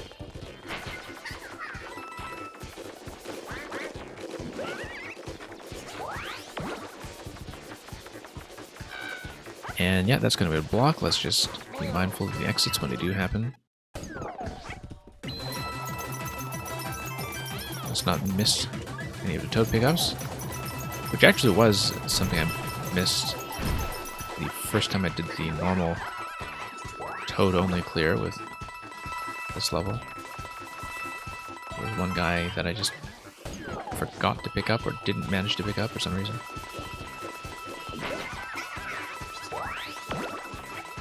That's okay, we know this level a lot better now, I think. Okay, level 13, let's wear it across. Oh, a little bit behind, but we managed to get it.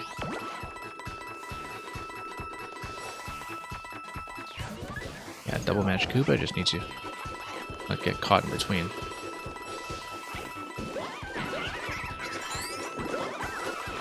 Okay, really dangerous here.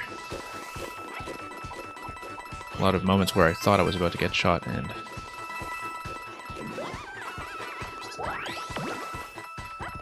yeah, we'll just get out of here. Far too dangerous.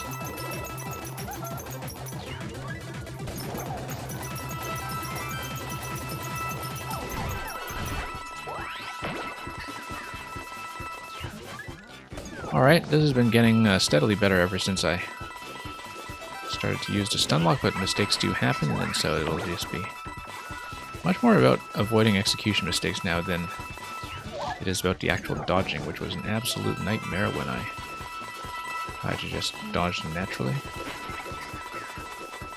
Once again, need to find a good position to actually get pluck without letting go of the stun lock for too long. Yeah, when I try to go for the pluck, I instinctively just kind of let go of the stun lock, and I'm going to handle so many buttons at once, apparently. Very close call there. Way too close. Not really something I'm comfortable with at all.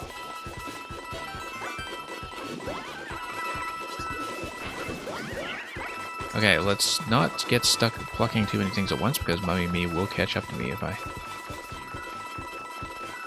do that. Still a lot of things to pluck out of here.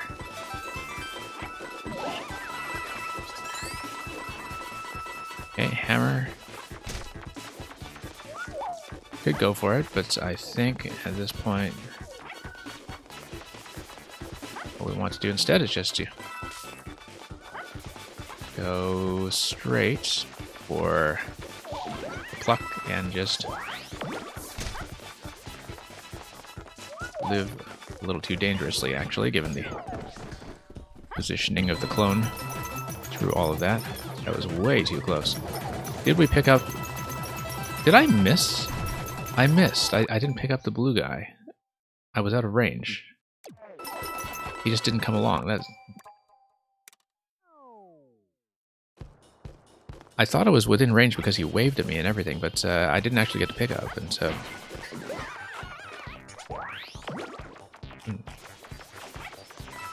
That was terrible, considering how much work it took to get past the flapper segment that time.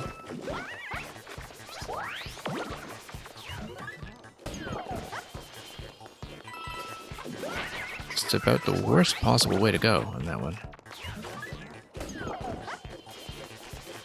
And I knew that was a risk, it's just that I thought I was going to be in the clear with how close I was getting to him, and also from some of the animation frames we had seen previously, where I thought that just an acknowledgement from relevant toad was going to be enough to register as having joined the party.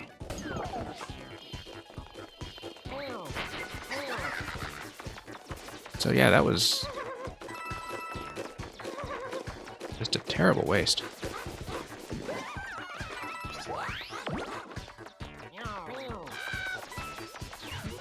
Anyways, here we go. My point of position is getting way out of alignment now. I just need to get comfortable again and... Whoa. Escape mushroom is available. 2 mushrooms are available. 2 mushrooms, as I said, are available. Very kind of this floor 9, to give us so much to work with here.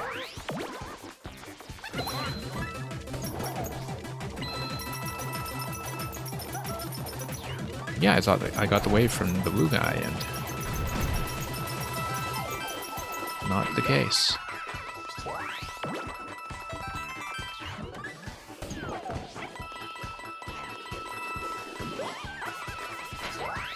Yeah, I keep thinking of using a pickaxe as a way to excavate the moles as well as take out some enemies, but the thing I actually should be prioritizing with it is perhaps destroying blocks, just so we have a clearer passage to get to the mole in the first place, which hasn't always been the case.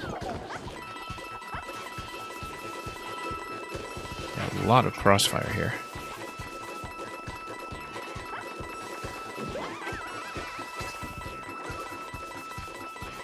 Still don't have the pickup that I want. Here we go.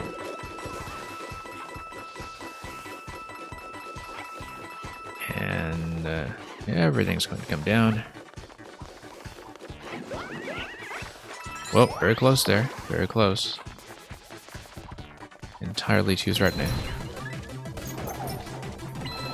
Okay, I scored part 2.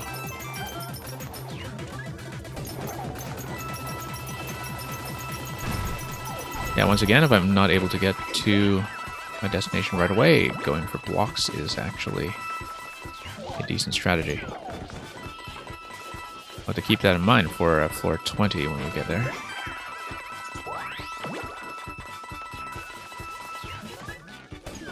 Instead of trying to nuke the ghosts, I want me to have them flank somebody in my party from behind.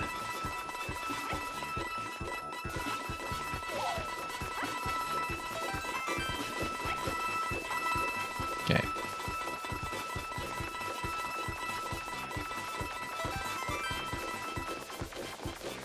Just waiting for opportunity here. There we go. Way too close to there, actually, with the green toad just barely escaping, mumming me along the diagonal.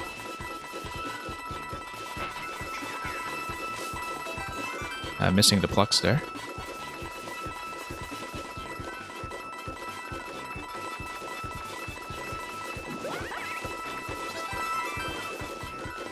Yeah, I just have to get what we can when I can get into the middle position here while maintaining the stun.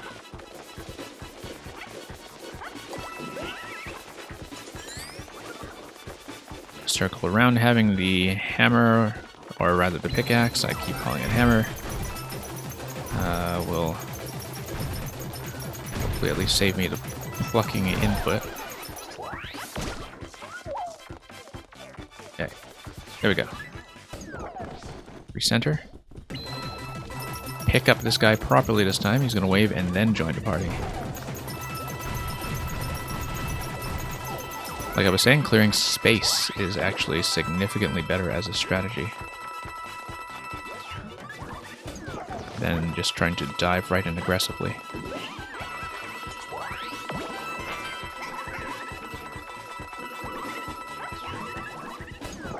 Okay. Good. Great position.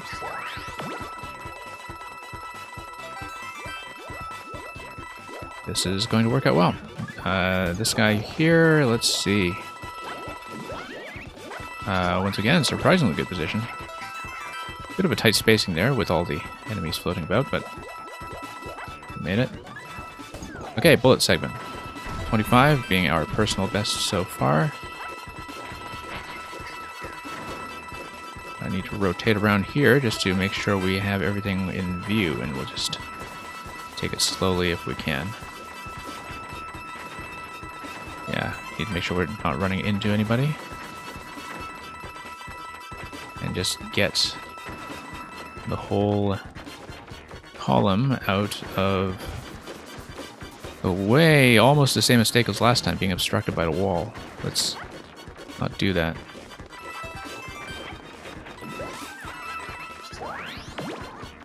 Okay, new record. Everybody alive on 26. This is the best we have done. Let's rotate around here until we have a good opportunity to strike. Like right now. Great, great. The cannon positioning, in fact, the blaster positioning worked out brilliantly for that round. Yeah, nice small circuits here. Oh, missed my opportunity to get a pluck. Let's do this. How is Blue Toad lagging behind like that? Whoa, whoa, whoa, whoa, whoa.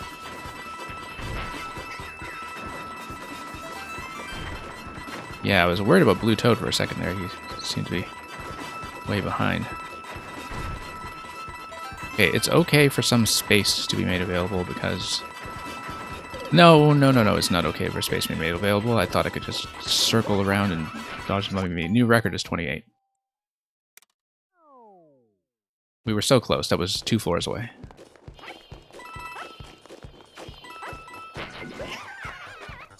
No more last-minute changes of strategy, please. Let's just try to stay focused and not experiment when we're just about to finish. By far the best attempt yet, though. And once again, that just makes it look more doable, assuming that we can actually just put in the time to have good attempts like that in. Yeah, a couple of close calls, but everybody's still alive up to 28 is not bad. Didn't expect I'd get anywhere near that today.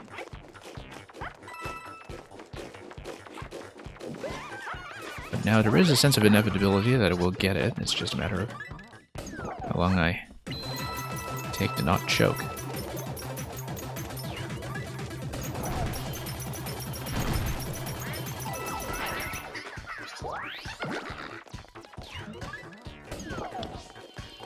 So yeah, I was thinking at that point, I didn't realize how far ahead I was of the Mummy Me when I was circling around, but the idea is that if you circle around in a wide safe zone that is not in danger of any of the bullet blasters, then it's okay to let the Mummy Me just tail me. I just need to do a bit of a bigger circuit. But a big circuit that is not in range of any of the bullet blasters. It's possible to find a safe spot like that, and I thought I had found a safe spot like that, but the circuit I made was so small that the back of my train just got smacked immediately, and so strategically that ended up being... Well, I mean, the idea is probably sound, but I was just trying it and thinking about it in exactly the wrong place at the wrong time, and when I was so close to finishing anyway that I should really not have been playing around with stuff like that. Anyway, creating space is once again going to be a pretty acceptable approach.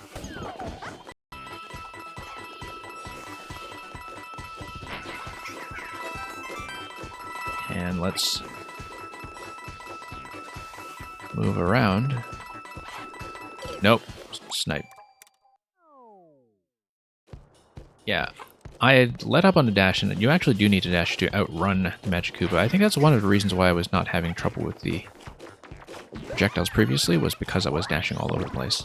But if you let go of that and you just go at walking speed, the Magic Koopa projectiles are going to catch you. So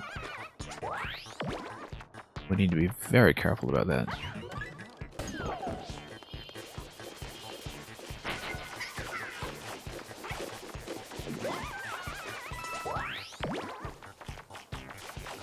Okay.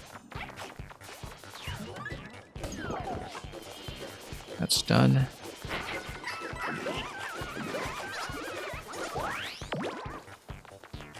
And we just loop around and just continue.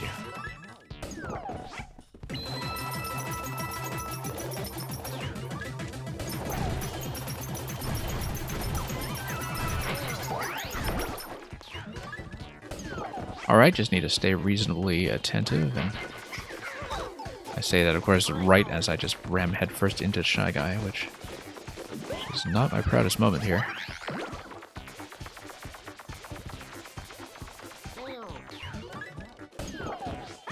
But yeah, let's just stay focused. Certain things are becoming a little more fluent. I mean, a lot of this is a perceptual game, just in terms of looking at the right places at the right time.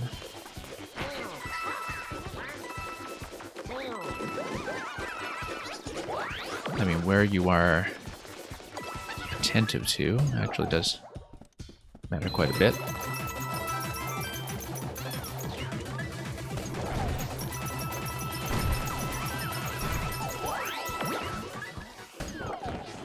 Yeah, I really have to be careful about looping back as well. That's gotten me in trouble with the clone a few times. Even though relatively few of the deaths here have been clone related. Clone inflicted.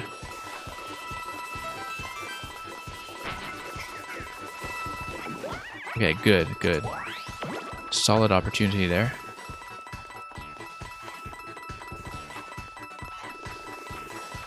And yeah, let's get dashing just to make sure we beat the target here when it comes to Magic Koopa's trying to sandwich me from either side. No! Bad curve there. Took a bit of a sharp angle and got delayed by the pluck animation, and that was enough for the clone to catch me from behind.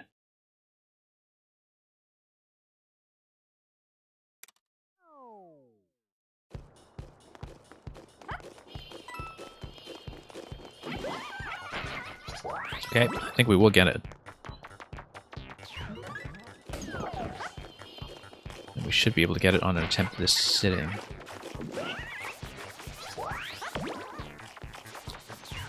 Close enough at this point that it makes sense to push on the momentum we have.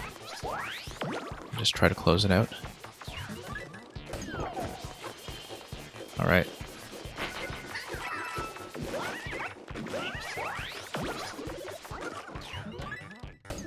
Everything's fine so far. Once again, really just playing the first 10 floors or so on autopilot so we can get back in business. It's going to be good practice anyway for the amount of perseverance that we need for Mummy Me Maze Forever afterwards. Now, the battery warning on the Joy-Con does concern me a little bit because I do not have my audio controller ready.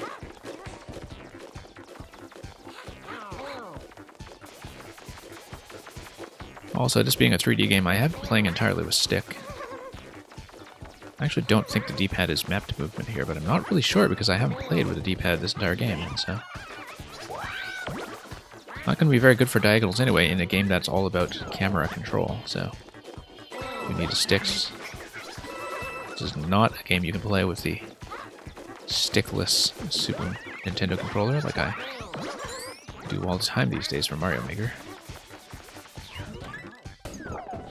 So yeah, we now have a bit of a deadline on this level, which is we need to beat the battery warning. We need to not have signal loss from the left Joy-Con while I'm in the middle of playing, just from battery depletion.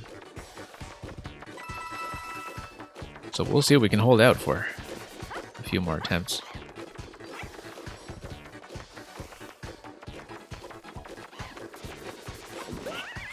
And...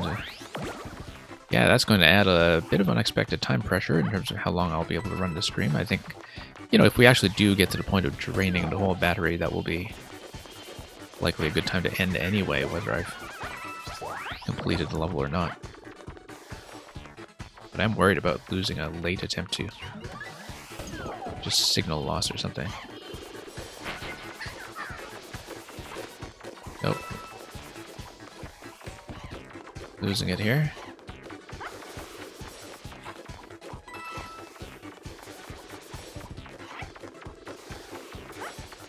Did I lose my companion already and didn't realize it? I did lose him already. I wasn't even paying attention. Like, we've only got one toad at level 13. Or did I just not pick him up or something? Well, I was too busy talking, and specifically talking about playing this level on autopilot. Yeah, really still kicking myself for that one attempt earlier where we just failed to pick up Blue Toad at level 20.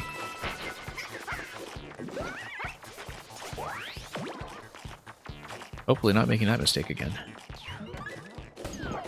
Or any of the other mistakes that have dogged us so far, but that one in particular was just embarrassing. Just losing out in a totally safe circumstance. That seemed to just be a guarantee of continued progress.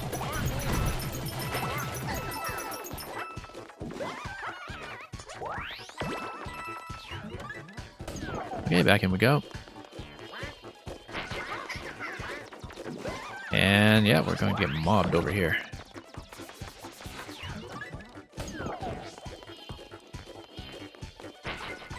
I'm just going to fiddle with my camera stick a little bit.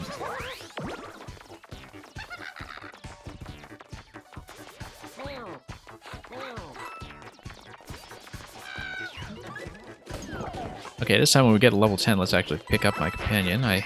We'll have to go over the video again afterwards to see what happened there, because if I just got hit without realizing it, or if it was something else.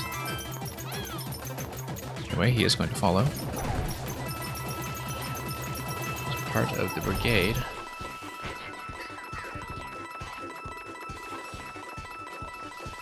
Okay, nice wide open position. Yeah, I probably got zapped in a circumstance that was kind of like that.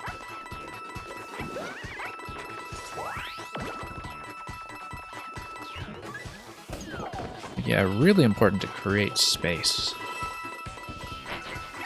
If you can.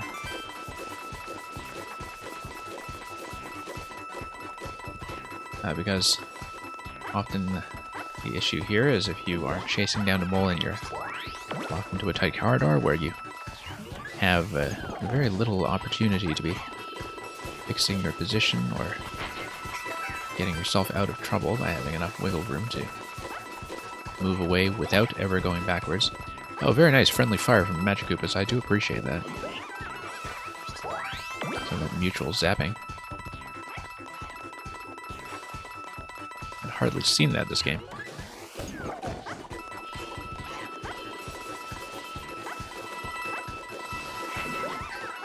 Yeah, block as much as we can. Let's not delay too much at once, because if I do, Mummy does catch up.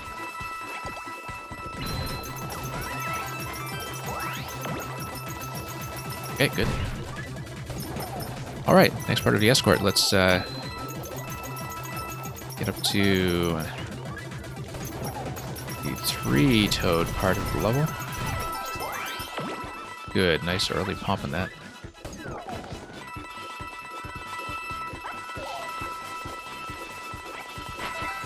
A bit of a tight position there relative to... Oh, no, and we got stomped. Thought I was in the clear. But we were well within range of the Flapter as it decided to do its plummet. So yeah, rough attempt there, losing at 17. For a really clean 15 and 16, to be honest. 16. 15 is just a bonus level. Toad pick up on the safety zone. So yeah, I kind of squandered a really good entry into the Flapter zone that time.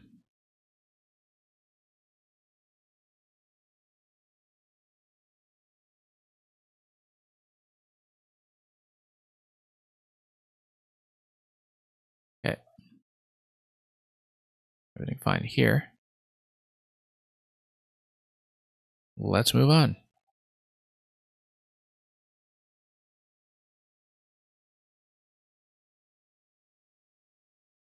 Okay, just need to get the pluck once again, but not in a very open position to do so, since I Didn't just immediately gun it for mole.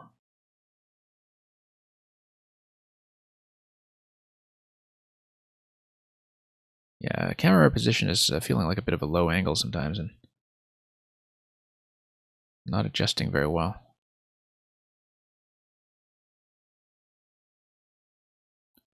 That's okay, let's take it cautiously and head back over to 10 as soon as I can.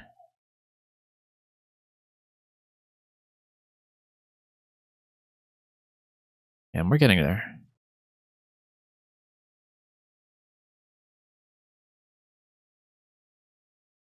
Okay, so what do we got here? That's fine. That is, in fact, on the first try, exactly the block I needed. Let's make sure we pick up the companion, the green cartographer. Open up some space. That's probably for the best here. Get the mummy out of the way.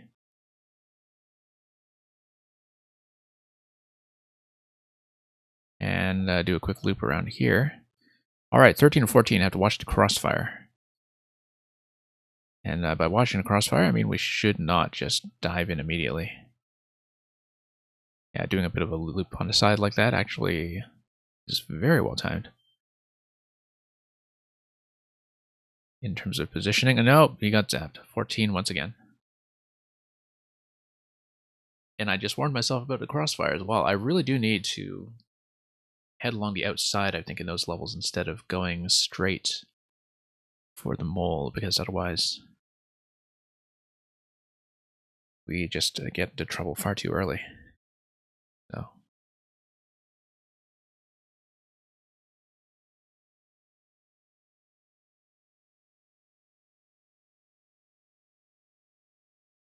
Alright, just going to get back into this. Again, current benchmark, current personal best is 28 with all toads alive.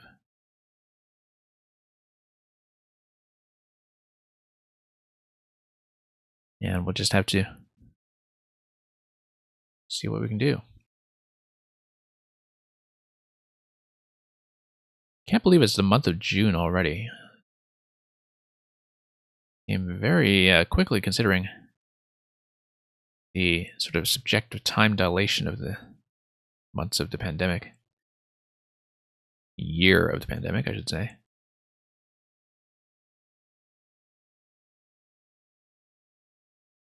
But yeah, getting into the month of June, we'll actually have an E3 show from Nintendo this year, which last year was scrubbed, and then I mean that'll be kind of important. This will be my first E3 as somebody who is already a streamer, and so as a result of that, you know, it's kind of interesting to be thinking about that from a planning perspective in terms of looking at the upcoming slate of releases, if we get very many dates, and planning the upcoming months around those expectations. Like, just make sure we don't have too many collisions. Not that I plan that far ahead, but, you know,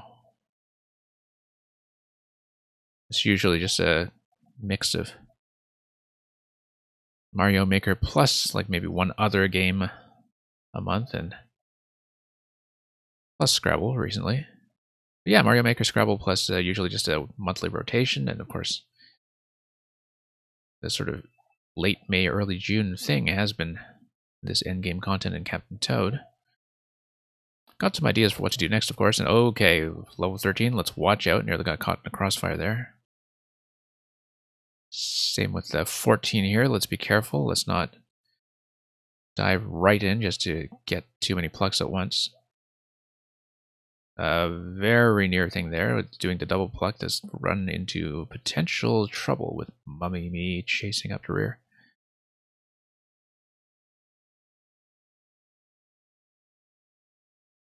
But yeah, really looking forward to just having some semblance of a timetable for what to play on my Switch. alongside Mario Maker over the ensuing months, sort of in a zone from, say, June to September.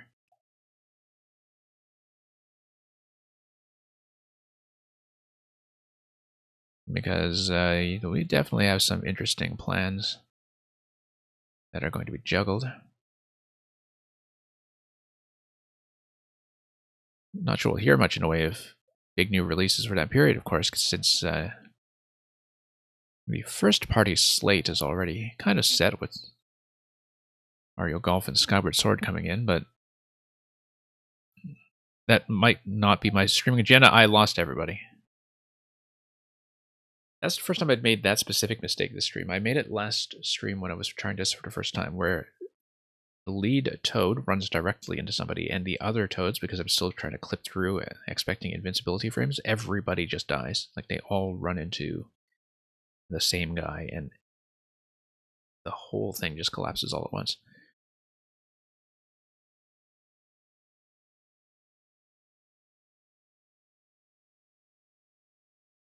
Low battery on both Joy-Cons now. That's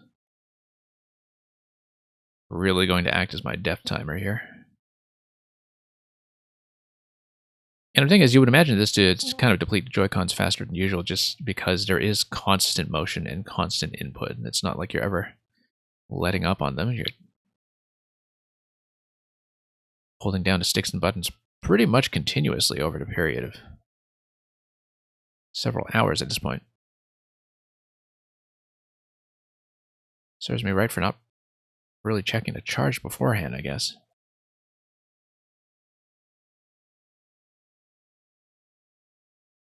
It's been a while since I've actually streamed with Joy-Cons. Given that both 3D World and Ori, I was playing with the Pro Controller. And Mario Maker, I've been playing with Super Nintendo. So, hopefully it's not just battery capacity decay on my Joy-Cons that's doing this. And I think it's just that I didn't dock them for the charge. But yeah, at this point, really just kind of hoping that we get out of here quickly enough that I don't die to signal loss.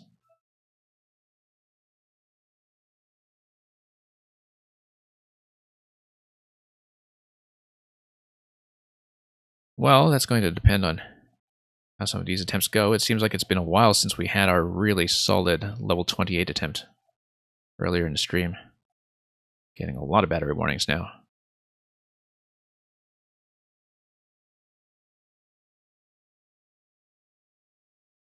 Well, that's just going to be some extra tension for content.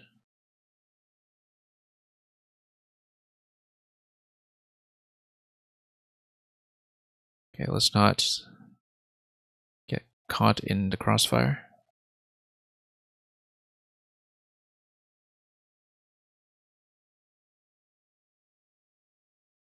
And yeah.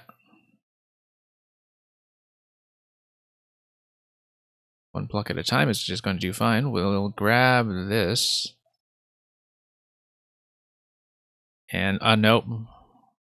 Bad loop there. Once again, still feeling excessively invincible with the pickaxe, in spite of the fact that I know from a lot of experience now that my escort formation is still going to be vulnerable. I've died to that so many times.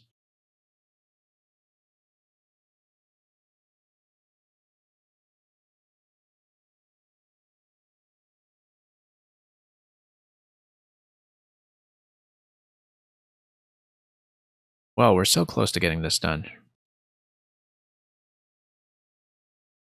The battery needs to hold out. I mean, I do have my Pro Controller on backup. I just need to pair it with the console again because I've been using it on PC lately. So that's something that will probably take a moment to sort out if it comes to that. Also, of course, at this point we have enough going on in terms of muscle memory that switching controllers might throw things into disarray. Maybe better ergonomically for this at this point, though. I mean, I've always been somebody who finds the Joy-Cons rather comfortable as controllers, but over sufficiently long sessions, you start to definitely covet having a firmer and more stable grip long term.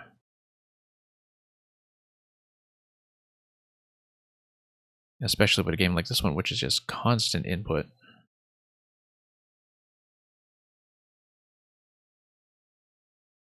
Okay, into 10 we go. I mean, only in the endgame levels like this, though. I mean, there's no reason why one needs something like a Pro Controller for the vast majority of this game.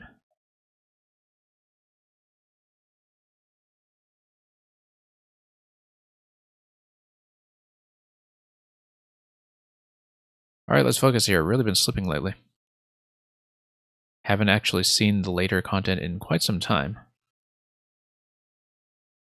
Not sure I've even been deep into the 20s since my 28 record run earlier on.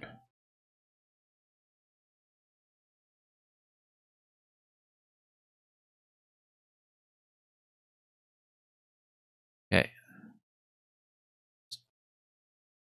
It's going to be decently solid here.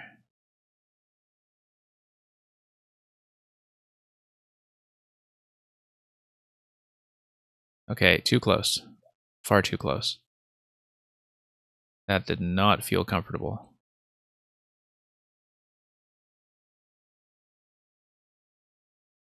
Alright, once again, let's not feel invincible with the pickaxe. We need to watch my companion.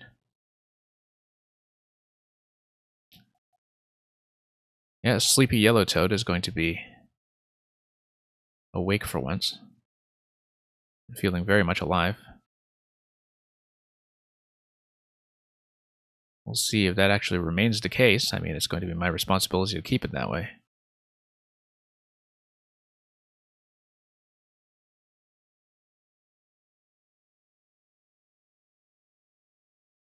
Okay, let's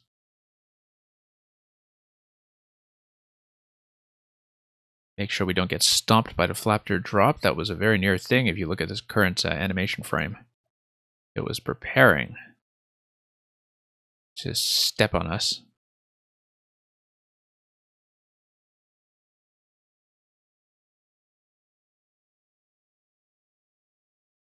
Now if we can get a 19 safely, then I'll be in better shape, but yeah, still doing the tap instead of the hold for the stun, but I don't trust a hold. I feel like I would let go accidentally.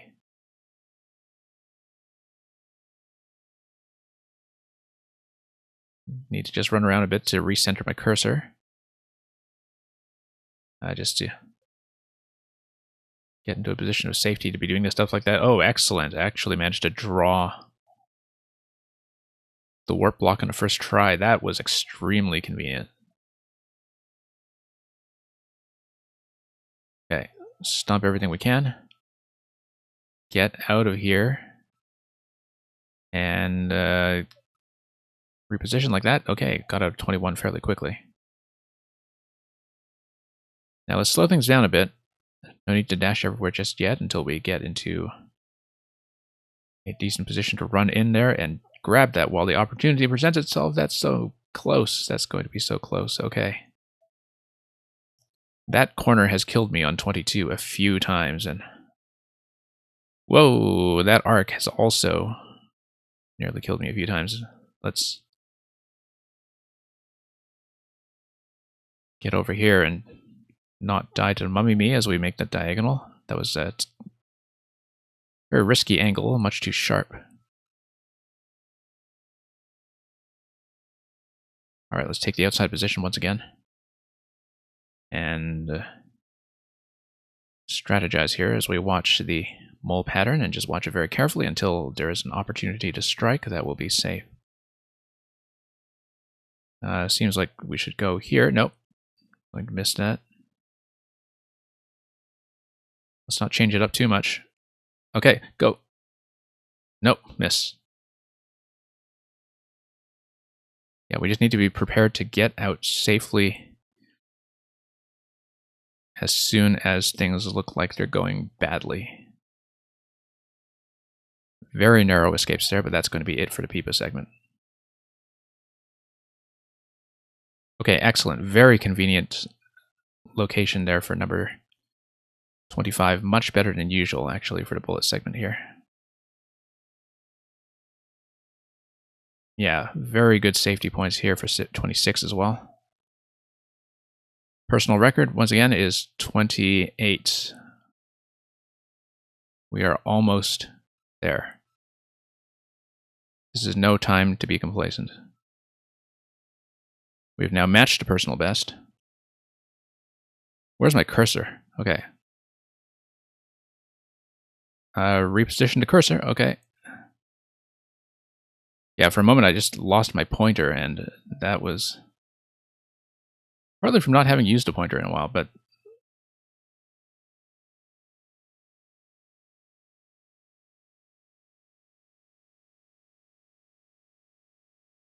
yeah, just need to run around until the position lines up.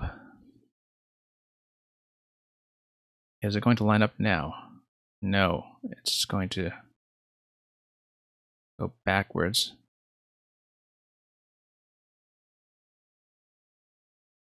Wow, no, going to miss just a little bit ahead of schedule on that location. I can see why this is my personal best now. I mean, this 28 is no joke.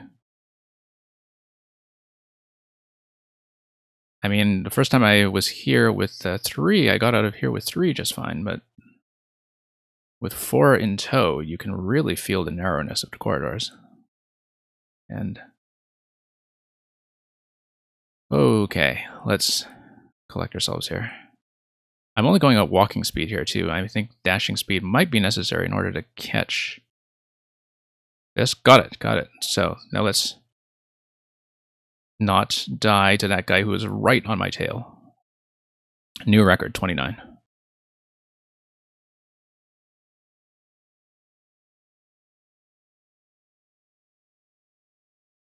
We've got it. Victory. Let's pick up the coins. We worked for this. It's funny because this will actually be nowhere near my existing coin record, which was close to 4,000, simply because we skipped so many coins while trying to take a bit of a breather here. So, this was an accomplishment. And we got there before battery death, so. Alright, Toadette, we made it.